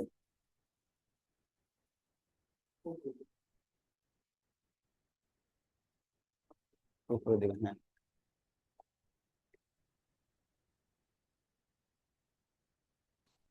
হ্যাঁ, তাহলে সে বলতে পারতেছে যে তার আঙুলটা উপরে না নিচে, সে বলতে পারতেছে। এটা হলো জয়েন্ট পজিশন, মোটামুটি এটা হয়ে গেছে। মোটামুটি একটা করলেই হবে, গ্রেড টুটা করলেই হবে। তারপর হচ্ছে আপনার ভাইব্রেশন। ভাইব্রেশনের ক্ষেত্রে হলো যেটা হলো জয়েন্ট, সেই জয়েন্টে লাগাইতে হবে, আগে তার ভাইব্রেট করে নিতে হবে, রুগীকে দেখাইতে হবে। এই যে দেখেন আমি এটা মানে কি করলাম, এটা কাঁপুনি হচ্ছে কিনা আপনি বুঝতে পারতেছেন? হ্যাঁ। এবার চোখ বন্ধ করে আপনি আবার, আপনি চোখ বন্ধ করেন, আমি দিব, যদি কাঁপুনি বুঝতে পারেন তাহলে আপনি বলবেন। বুঝতে পারতেছেন? হ্যাঁ, এটা হয়ে গেল।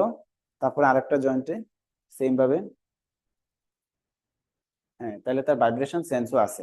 ঠিক আছে, তাহলে জয়েন্ট পজিশন এবং ভাইব্রেশন সেন্স তার ঠিক আছে। তাহলে মোটামুটি এই হয়ে গেল।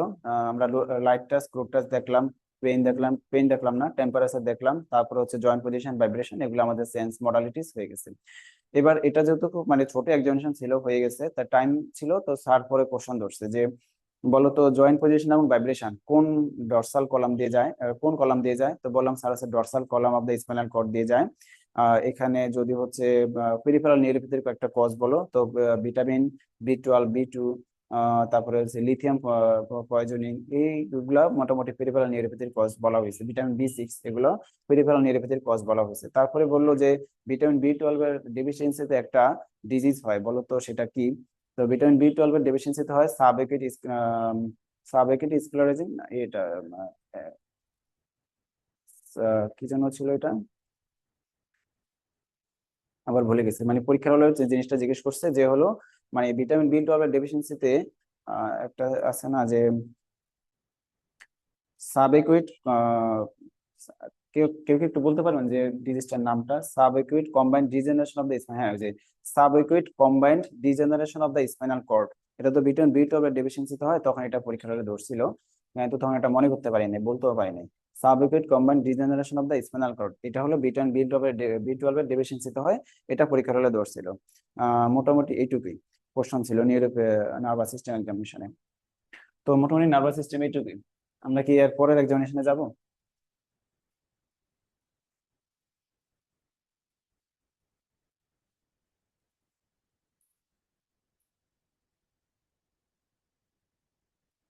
পরে হলো আপনার একটা হলো পিকেলস মেথড এক্সামিনেশন, আর একটা হলো আপনার প্রিকর্ডিয়াম এক্সামিনেশন। তো প্রিকর্ডিয়াম এক্সামিনেশন হলো আপনি একটু বসতে হবে, হ্যাঁ, একটু বসেন দেখি। হ্যাঁ, না এই পাশেই বসেন, যেভাবে বসতেছেন না এভাবেই বসেন, বা এইখানে আপনি এখানে বসলে হবে, আমাকে দেখবে। আহ, এখানে আমি করবো আর কি এক্সামিনেশন, আমাকে ওনারা দেখবে। প্রিকর্ডিয়াম, এটা তাহলে বুকটা তো দেখবে না?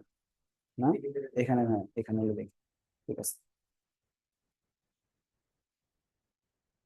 আচ্ছা, এরপর আসে আপনার প্রিকর্ডিয়াম এক্সামিনেশন। প্রিকর্ডিয়াম এক্সামিনেশনের জন্য বাচ্চাটা একদম বসানো ছিল, চেয়ারে বসানো ছিল। পরে হলো ওখানে গেলাম, তারপরে হলো স্যার বলছে শুধু স্টুডিওটা নিয়ে আসো, তোমার আর কিছু লাগবে না। তো পরে হচ্ছে যাওয়ার পরে গ্রিটিং এর বাচ্চা তো শুধু বাচ্চাটা বসানো ছিল, গ্রিটিং ইন্ট্রোডাকশন কনসেন্ট, বাচ্চার সাথে যেটুকু কথা বলে বাচ্চাকে ওয়ান করা যায় সেটা করলাম, আর গিফটটা তো আগে দিয়ে দিলাম। দেওয়ার পরে হলো প্রিকর্ডিয়াম এক্সামিনেশন একদম মানে বাচ্চাটা চেয়ারে বসানো ছিল। তো বললাম স্যার প্রিকর্ডিয়াম শুরুতেই যে স্যার যদি আমি একটু শয়ে বাচ্চাটা এক্সামিনেশন করা যেত তাহলে সুবিধা হতো। স্যার বলছে না, তুমি বসাই করো, যেটুকু তুমি করতে পারো। তো প্রিকর্ডিয়াম এক্সামিনেশন আমি হলো যে বসাই করলাম প্রিকর্ডিয়াম। প্রথম হচ্ছে যে এক্সপোজার, সেম ভাবে যে বাচ্চা এক্সপোজার করলাম, সবকিছু করলাম। এক্সপোজার করার পরে হলো তো তো দেখালে ভালো হয় দেখি। ঠিক আছে, ঠিক আছে, ঠিক আছে, স্টু তুলে দেন।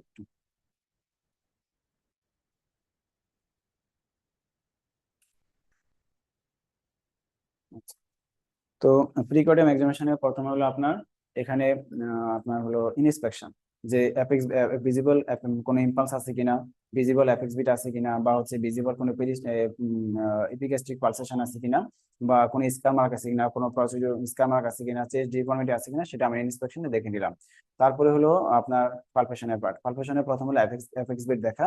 আমরা হচ্ছে একটা অনুমান করে অ্যাপেক্স বিটটা একটু লোকেট করে নিলাম, যে বাচ্চাটা একটু বড় ছিল, লেফট ফিফথ ইন্টারকোস্টাল স্পেসে তার অ্যাপেক্সিটা ছিল, সেটা সেকেন্ড মেনুব্রি স্টারনাম, যেটা স্টারনাম অ্যাঙ্গেল এই বরাবর সেকেন্ড ইন্টার স্পেস, তারপর হলো থার্ড, তারপরে ফোর্থ, তারপর হলো ফিফথ। ফিফথে এসে আমি দেখলাম যে তার অ্যাপেক্স বিটটা ফিফথ ইন্টারকোস্টাল স্পেস। ফিতা দিয়ে তখন মেপে নিলাম যে হচ্ছে কতটুকু দূরত্বে আছে।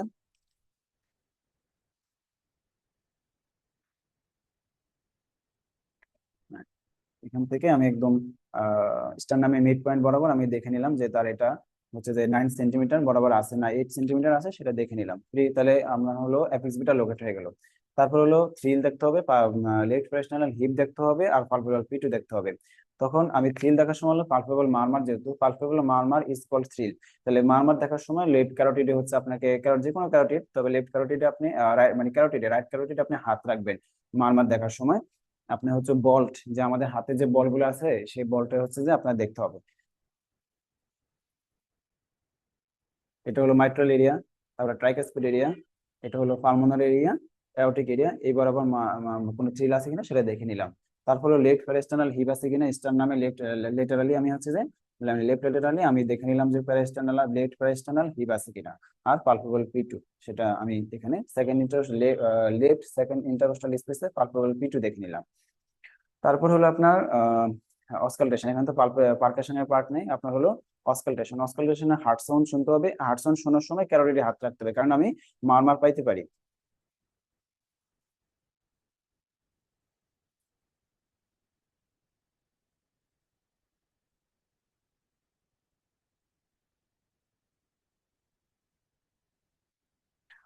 তো দেখলাম যে কোনো মারমার নাই, নর্মালি আছে। তো স্যার হচ্ছে মানে ক্রস ই করা আবার রিএক্সপোজার মানে পেশেন্টের যে পোশাক আশাক সবকিছু ঠিক করে দিলাম। তারপরে বাচ্চাকে থ্যাংক ইউ দিয়ে, আগে তো গিফট দেওয়া হয়ে গেছে, থ্যাংক ইউ দিলাম যে বাবা তোমাকে অনেক ধন্যবাদ, তুমি সাহায্য করছো।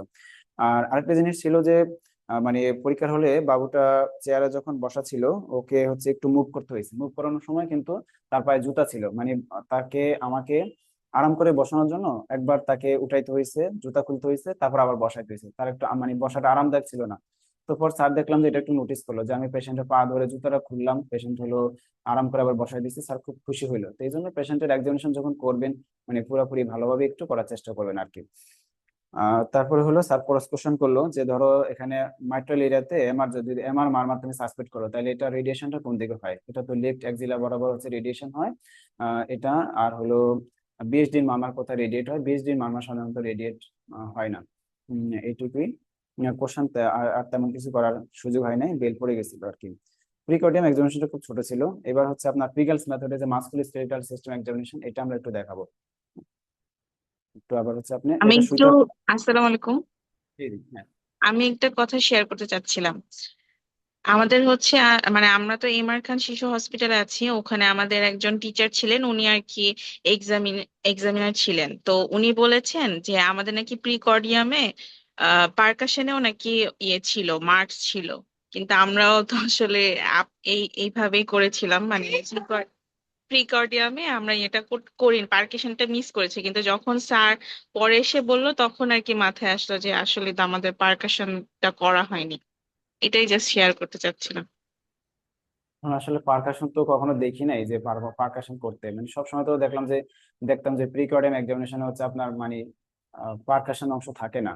এখন পারকাশন তাহলে করবোটা কিসের, এটা আমারও জানা নেই আর কি। আপনাদের জানা থাকলে একটু শেয়ার করতে পারেন, মানে পারকাশন কিছু করবো আর কি।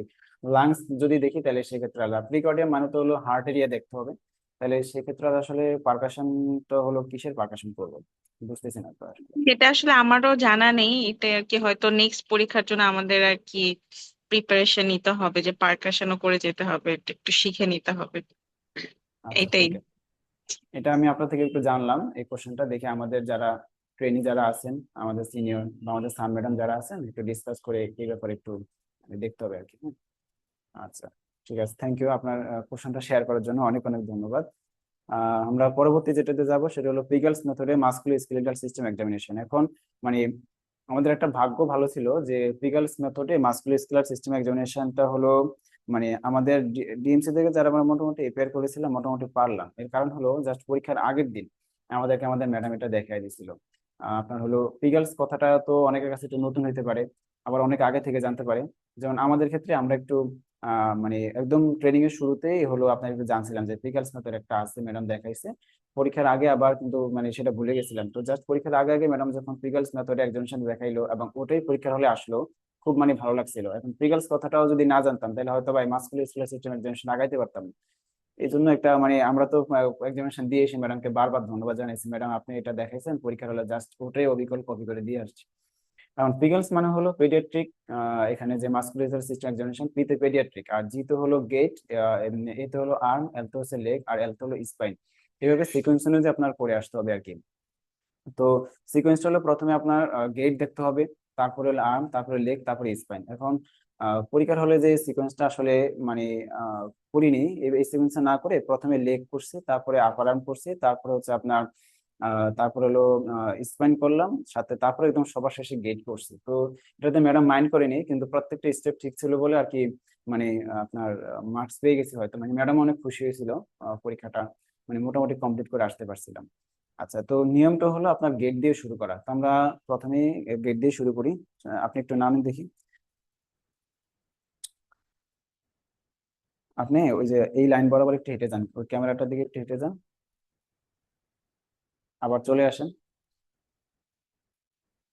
দেখলাম যে ওনার গেট হলো নর্মাল। হ্যাঁ, মানে আরেকটা আছে গেট, আরেকটা অংশ আছে, সেটা হলো টো এর মধ্যে হাঁটা এবং হিলের মধ্যে হিলে ভর করে হাঁটা। এই যে এইভাবে দেখেন, হ্যাঁ হিলে মানে এই যে গোড়ালিটা আছে না, এটা দিয়ে ভর করে আপনি হেঁটে ওটা ক্যামেরার দিকে যান।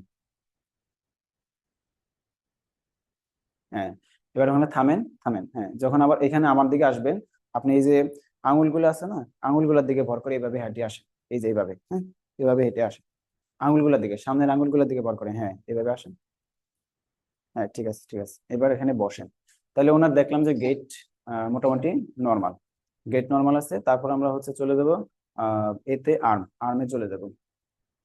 আর্মে হচ্ছে প্রথমে আমরা লুক ফিল মুভ, লুকে আমি দেখে নিলাম যে তার হাতে কোনো স্কার মার্ক আছে কিনা, কোনো প্রসিডিউর মার্ক আছে কিনা, কোনো ভিজিবল ওয়েস্টিং আছে কিনা, বা কোনো ডিফর্মিটি আছে কিনা, সোয়েলিং আছে কিনা, আমি দেখে নিলাম। আর্মে একটু এক্সপোজার করলে ভালো হতো না? আচ্ছা ঠিক আছে, একটু আচ্ছা তাহলে দেখে নিলাম। তারপর হচ্ছে আমি টেম্পারেচার দেখবো, টেম্পারেচার দেখবো ঠিক জয়েন্ট বরাবর রাখি, দেখি একটু উঠেন, হ্যাঁ এভাবে, এইভাবে রাখেন, এইভাবে, এইভাবে। তো আমি জয়েন্ট গুলো একটু টেম্পারেচারটা দেখে নিলাম। কম্পারিজন করে দেখা যায় মানে এরকম এরকম এরকম এরকম এইভাবে, এইভাবে করে টেম্পারেচার দেখলাম। খুব কুইকই দেখে দেখে যেতে হবে এখানে, জাস্ট করে যাও আর কি। হ্যাঁ, আর একটু এখানে টেম্পারেচার দেখে নিলাম। তারপর টেম্পারেচার পরে হলো আপনার লুক শেষ। এটা তো ফিলের টেম্পারেচার, টেম্পারেচার বলা হচ্ছে টেন্ডারনেস। টেন্ডারনেস হলো আপনি হাত দেখি এরকম করেন তো দেখি, হাতে আমি জয়েন্টের মুষ্টি আছে না, যে হাতের মুষ্টি গুলা এভাবে করে আমি একটু দেখে নিবো, আর তার ফেশিয়াল এক্সপ্রেশন দেখবো, যে তার মুখের দিকে তাকাবো। তার আগে দেখে বলে নিতে হবে কোথাও ব্যথা আছে কিনা, কোথাও ব্যথা আছে, ব্যথা নেই, তাহলে আমি এক্সামিনেশন গুলো করে যাবো। যেটা ব্যথা থাকবে সেটা তো পরে করবো। তো আমি এভাবে করে দেখে নিলাম যে তার কোথাও কোনো ব্যথা নেই। হুম,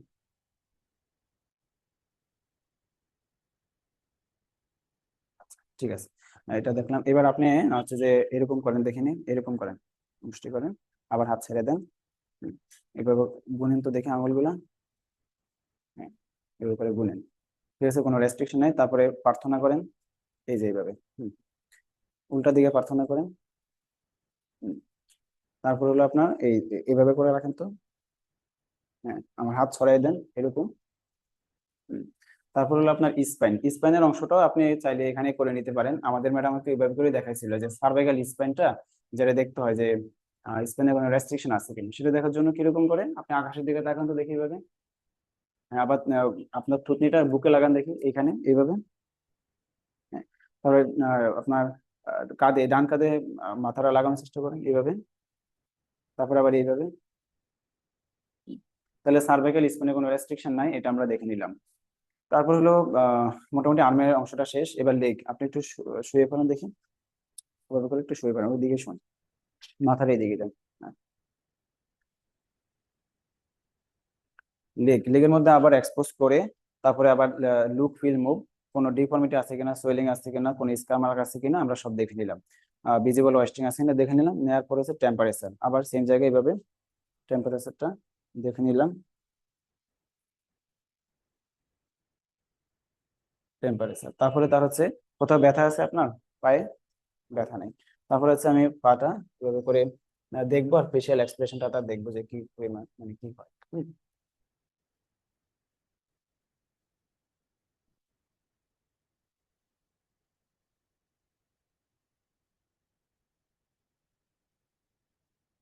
এখানে হলো পিঠের নিচে হাত দিয়ে ফেলতে হবে, আর চাপ দিব এক পাশে, তারপর তাকাবো, আবার অন্য পাশে চাপ দিতে হবে এইভাবে।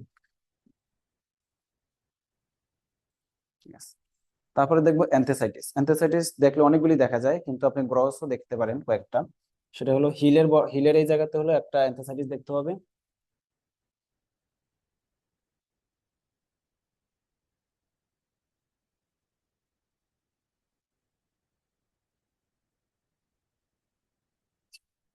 আর অ্যান্থেসাইটিস দেখতে হবে টেন্ডোএকিলিস বরাবর অ্যান্থেসাইটিস দেখতে হবে। আর নিয়ের এখানে আপনি তিনটাও বলে একটাও বলে, অনেকে দেখা যায় কোয়াড্রিসেপস মাসেলে যে ইনসারশন পয়েন্ট আছে সেখানে অনেকে দেখে শুধু এইটুকু। এইটুকু আপনাকে দেখতে হবে, অ্যান্থেসাইটিস এটা দেখলে হবে। অ্যান্থেসাইটিস এর পরে হলো মানে ফিল অংশটা আমাদের হয়ে গেল, লুক, তারপরে ফিলের পরে হলো আপনার মুভমেন্ট হলো দেখি আপনার পাটা এভাবে করে উপরের দিকে একবার উঠান তো দেখি, আবার নিচের দিকে করেন তো। এটা করতে করতে আসলে আমি নিজে, এটা হলো তো হচ্ছে অ্যাক্টিভ মুভমেন্ট, আমি প্যাসিভ মুভমেন্টও করে ফেলবো। পেশেন্টের প্লান্টার ফ্লেক্সা, এটা হলো ডর্সিফ্লেকশন, তারপরে প্লান্টার ফ্লেকশন করব। তারপরে আমার হাতের মধ্যে ওনার মানে পাটা রেখে দিব, রেখে দিয়ে আমি হচ্ছে ইনভার্সন করব, তারপরে ইভার্সন, আর প্লান্টার ডর্সিফ্লেকশন প্লান্টার ফ্লেকশন তো করে ফেললাম। এখানে চারটা মুভমেন্ট অ্যাঙ্কেল জয়েন্টের। আর এখানে যে এগুলো আছে এগুলো কিন্তু অনেকে বলে যে এগুলো শুরুতে করে ফেলতে, মানে এই যে আঙুলগুলা এভাবে করে একটু মুভমেন্ট করতে, এটা করতে বলে, হ্যাঁ। আর অ্যাঙ্কেল জয়েন্টের চারটা মুভমেন্ট, ডর্সিফ্লেকশন, প্লান্টার ফ্লেকশন, ইনভার্সন, ইভার্সন। এটা করার পরে হলো আপনার নিতে হলো দুইটা, একটা হলো আপনার ফ্লেকশন আর একটা হলো এক্সটেনশন। মুভমেন্ট আমি দেখলাম। তারপরে হিপ জয়েন্টের হলো ফ্লেকশন আছে দেখি, ফ্লেকশন, ফ্লেকশন, এক্সটেনশন, তারপর হলো একটা হলো এভাবে করে দেখি, এটা হলো এটা হলো ইন্টারনাল রোটেশন, হ্যাঁ, যে আমাদের যে এসিটাবুলামটা আছে ফিমারের, সেটা কিন্তু এখন ভিতরের দিকে ঢুকে গেল, এটা হলো বাইরের দিকে ঘুরলো, এটা এক্সটার্নাল রোটেশন। না সরি দেখি, মানে হাঁটুটা বাইরের দিকে যাবে মানে ইন্টারনাল, এটা হচ্ছে ইন্টারনাল রোটেশন। আর যখন বাইরে আনবো তখন এসিটাবুলামটা ভিতরে যাবে, এটা হলো ইন্টারনাল রোটেশন। এটা হয়ে গেল। তারপর হলো আপনার আরেকটা আছে হাইপার এক্সটেনশন, ওটা ঘুরাই দেখবো দেখি, ওইদিকে একটু বলুন তো। পেশেন্টের এটা এইদিকে নিয়ে আসবো, দেখে হাইপার এক্সটেনশন করবো, সেম। এবার ওই পাশেরটা দেখি, ওই পাশের পাইপ এটা দেখবো, আবার সোজা হন। হ্যাঁ, ঠিক আছে, না না, এই সোজা হন, প্রথমে সোজা থাকেন, সোজা, হ্যাঁ। সেম, যে হচ্ছে এখানেও হচ্ছে আপনার আঙুলগুলা ঠিকঠাক মতো মুভ করবো, একটু দেখবো মুভ করে কিনা, রেস্টিভ মাসেলে দেখবো। তারপর হলো ডর্সিফ্লেকশন, প্লান্টার ফ্লেকশন, হাতের উপর রেখে আপনার হচ্ছে ইনভার্সন, ইভার্সন, হ্যাঁ করে নিলাম।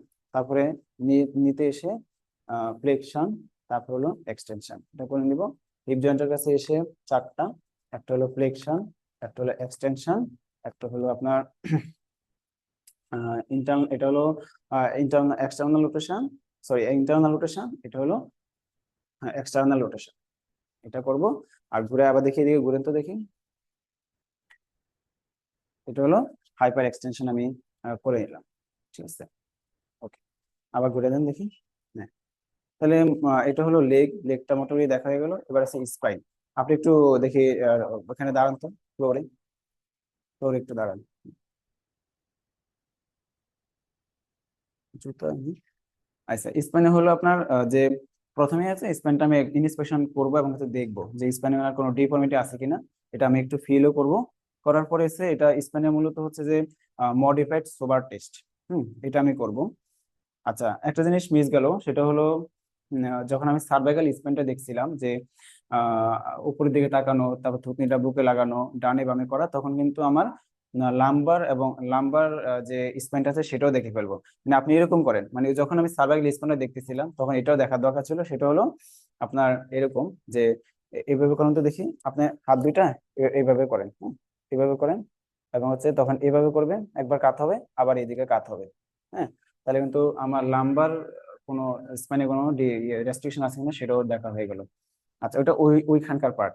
এখন আমি স্পাইনটা আবার যখন করতে যাব তখন হচ্ছে মডিফাইড সোবার টেস্ট করবে এখানে। সেটা করার জন্য যে স্যাক্রাল একটু উঠাই, হ্যাঁ, হুম, এদিকে এদিকে দাঁড়ান এইভাবে, হ্যাঁ এইভাবে। আচ্ছা, ঠিক আছে। এটা হলো স্যাক্রাল ডিম্পল বরাবর যে আছে, স্যাক্রাল ডিম্পল বরাবর একটা আমি দাগ দিব। দাগ দেওয়ার পরে হচ্ছে আমি পেশেন্টের আরো 10 সেন্টিমিটার উপরে একটা, মানে মেজারিং টেপ দিয়ে আরো 10 সেন্টিমিটার উপরে একটা দাগ দিব। দেওয়ার পরে সরি 15 সেন্টিমিটার, ভুল হয়েছে, এটা একটু কনফিউশন হয়ে গেলাম যে 10 না 15 ছিল। আহ, সম্ভবত আমরা যেটুকু শিখছি 10, মানে 10 সেন্টিমিটার উপরে একটা দাগ টানবো। তারপরে পেশেন্টকে বলবো যে হাঁটু ভাঁজ না করে আপনি আপনার পায়ের দিকে একটু টাচ করেন। দেখি এইভাবে মার্ক করলাম, মার্ক করার পর এবার দেখি আপনার হাঁটু ভাঁজ করবেন না, না করে আপনার পায়ে টাচ করেন, এইভাবে টাচ করেন, হাঁটু ভাঁজ করবেন না, এবার পায়ে ধরেন, হ্যাঁ। তারপরে কিন্তু আমি হচ্ছে যে ই করে ফেলবো যে আমার মার্কিংটা তো ছিল এখানে 10-এ দাগ দিলাম না, সেটা থেকে এখন কি এটা বেশি হয়ে গেল কিনা, যে সে আরো বেশি পারতেছে কিনা বেন্ড করতে।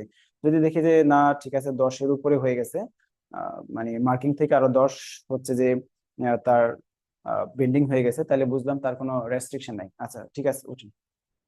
হুম, 10 না 15 একটু কনফিউশন হয়ে গেছিলাম, একটু দেখে নিয়েন। মানে 10 মনে পড়ে, আবার ম্যাডাম সম্ভবত 15 বলছিল, এটা একটু কনফিউশন হয়ে গেল। তাহলে হচ্ছে আপনার কি যে যদি দেখি যে 10-এর উপরে হচ্ছে আপনার তার বেন্ড হয়ে গেছে, তাহলে কোনো হচ্ছে আপনার রেস্ট্রিকশন নাই, যে কোনো স্পাইনাল কোনো ডিফর্মিটি বা রেস্ট্রিকশন তার নাই। এই হলো পিগলস এর মোটামুটি গেট, তারপরে লেগ, আর্ম আর স্পাইন, এইটুকুই। ঠিক আছে। তো এখানে যে বাচ্চাটা দিয়েছে আমাদের স্টেশনে খুবই একটা চটপটে বাচ্চা, মানে এই জন্য প্রপার্টি বাচ্চাই তো দেওয়া হয়, মানে খুবই ভালো, চটপটে করে পুরাটা এক্সামিনেশন অল্প সময়ের মধ্যে দেখা যায় সে বলতে হেল্প করছে তো ছিল আর কি। তাহলে এই ছিল আপনার 4টে স্টেশন। তাহলে একটা জেনারেল এক্সামিনেশন, একটা নার্ভাস সিস্টেম, লোয়ার লিম্বার সেন্সরি, আর একটা হলো আপনার প্রিকর্ডিয়াম, আর হচ্ছে পিগলস মেথডে মাস্কুলোস্কেলেটাল সিস্টেম এক্সামিনেশনটা আমাদের করতে হয়েছে। আচ্ছা, আরেকটা অংশ হলো আপনার হিস্ট্রি টেকিং, এটা একটু, ঠিক আছে, আপনাকে অনেক ধন্যবাদ, আপনি অনেক কষ্ট করছেন। ঠিক আছে, থ্যাংক ইউ।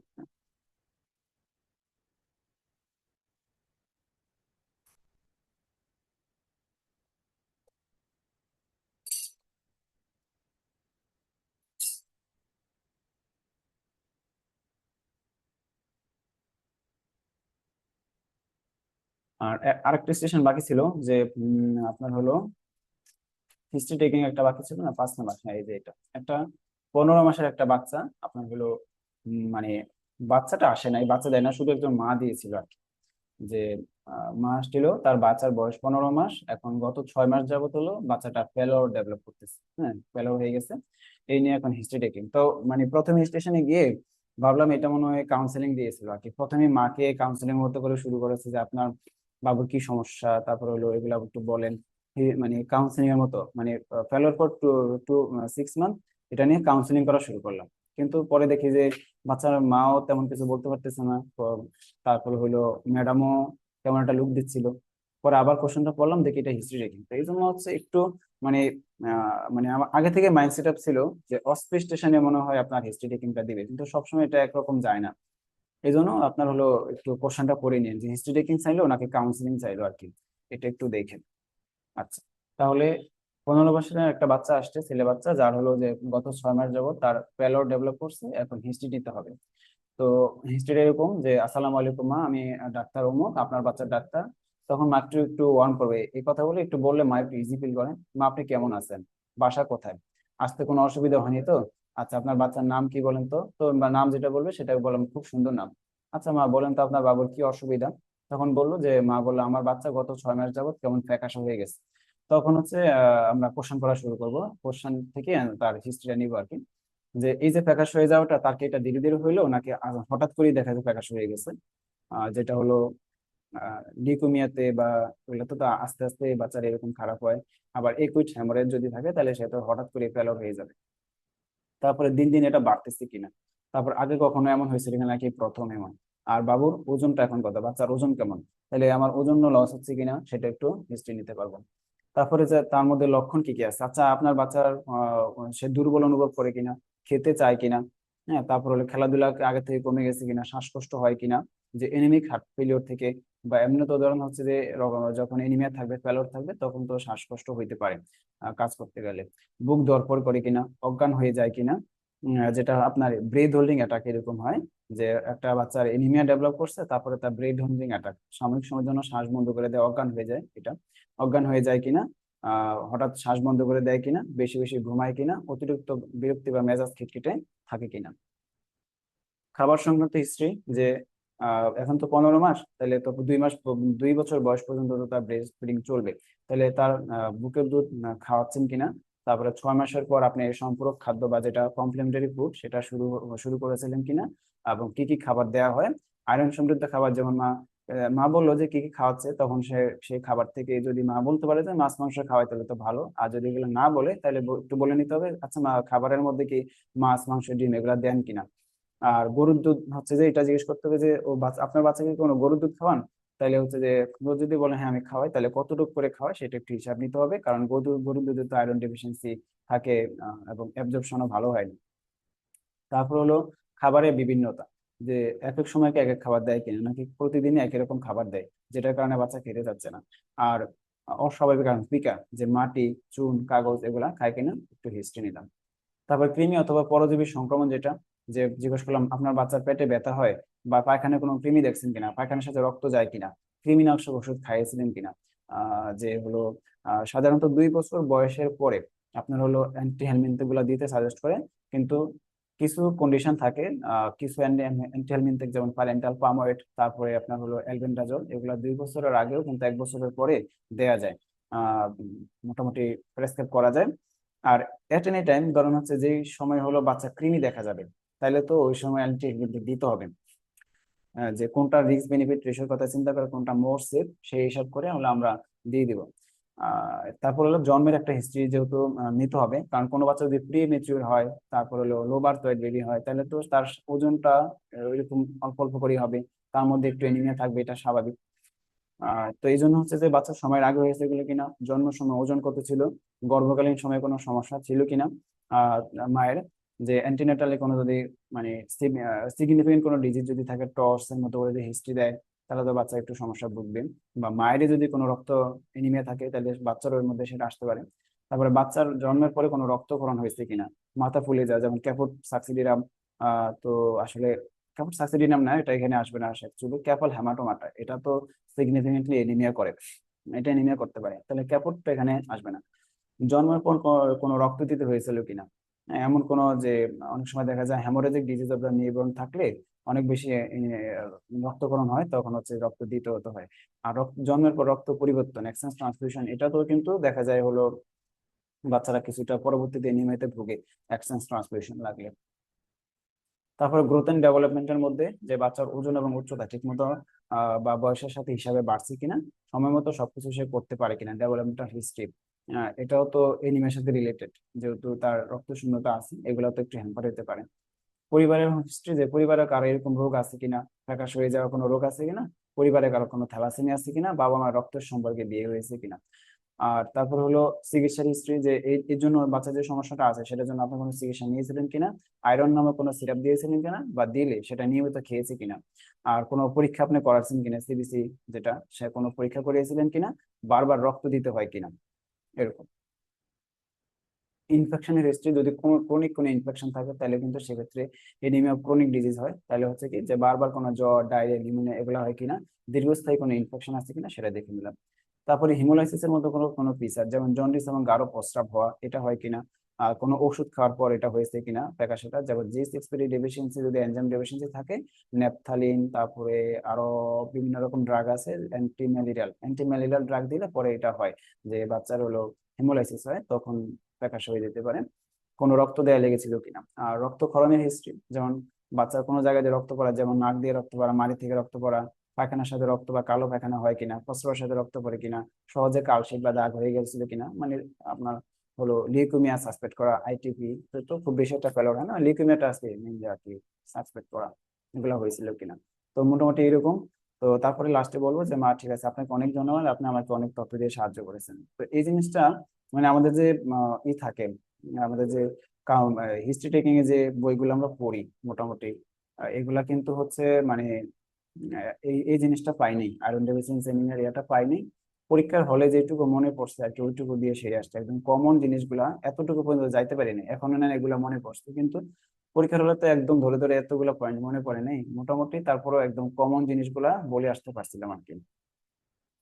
এই হলো আপনার মোটামুটি অস্কি স্টেশনে। তো আজকের সেশনে এইটুকুই। যে আপনাদের ধৈর্য সহকারে শুনছেন, আপনাদেরকে অনেক অনেক ধন্যবাদ। আর অস্কি এবং অস্কি সম্বন্ধে একটু বলে নিই, সেটা হলো আপনাদের ওই যে ইনস্ট্রুমেন্ট এবং প্রিপেয়ারনেস, যে ইনস্ট্রুমেন্ট গুলো ঠিকঠাক মতো রেডি রাখা। পরীক্ষার আগে তো আপনারা প্র্যাকটিস করবেন, পারলে এখন থেকে এটা প্র্যাকটিস করেন, এটা ভালো হবে। কারণ মানে মিড টার্মের ব্যাপারে একটা মিথ বা একটা কথা আছে যে মিড টার্মে বসলেই পাস, কিন্তু আসলে এটা খুব দুঃখজনক এবং কষ্টদায়ক। এটা অনেকের মধ্যে আছে, আপনার কলিগই দেখবেন যে এটা হয়তো বলতে পারে যে মিড টার্ম তো কোনো পরীক্ষায় নেই, এটা বসলেই পাস, কিন্তু আসলে পরীক্ষা দেওয়ার আগে এটা বোঝা গেছে যে একদম কত ধানে কত চাল। পরীক্ষা মানে ডিউটি করে ফ্যামিলি মেনটেন করা, তারপর হলো আপনার ডিউটি করা, তারপরে আপনি পরীক্ষা মানে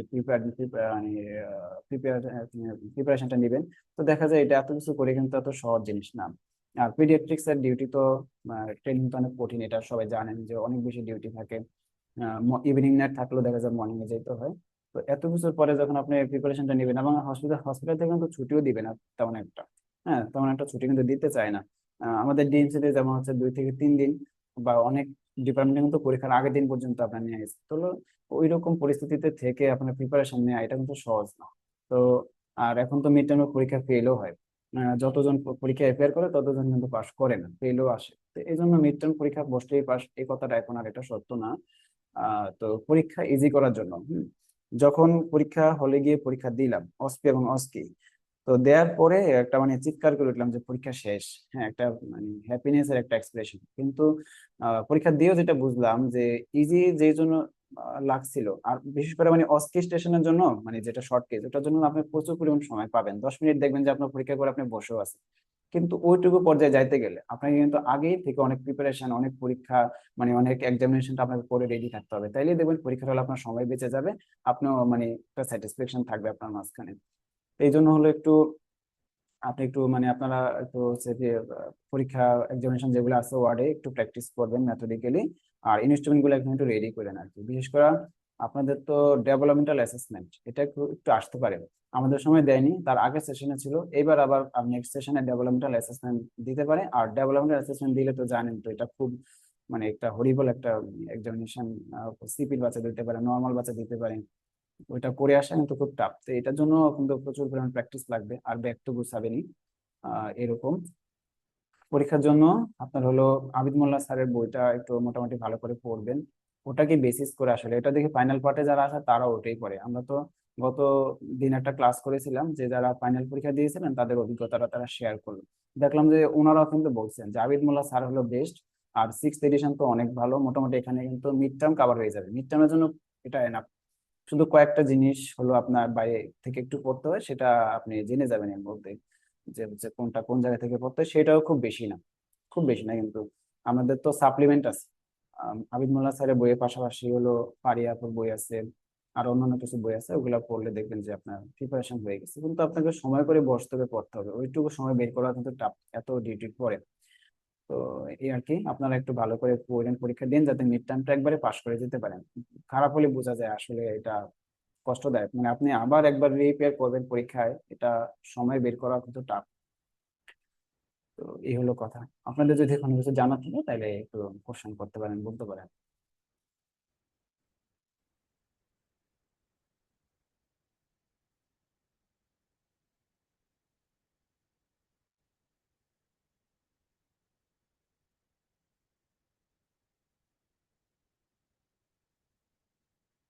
আপনাদের কিছু জানার আছে কিনা, বলার আছে কিনা, কাইন্ডলি একটু বলতে পারেন।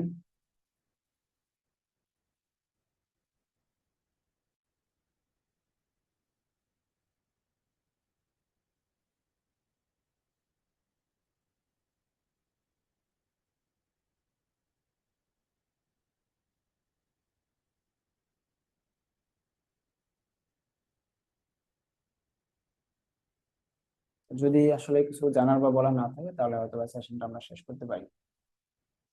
মামুন ভাই কি শুনতে পাচ্ছেন? মামুন ভাই, থ্যাংক ইউ। আমরা তাহলে আজকে সেশনটা এখানে শেষ করি, যেহেতু কারো কোনো প্রশ্ন নেই। আমরা তাহলে শেষ করতে পারি স্যার। Thank you. আসসালামু আলাইকুম। আসসালামু আলাইকুম।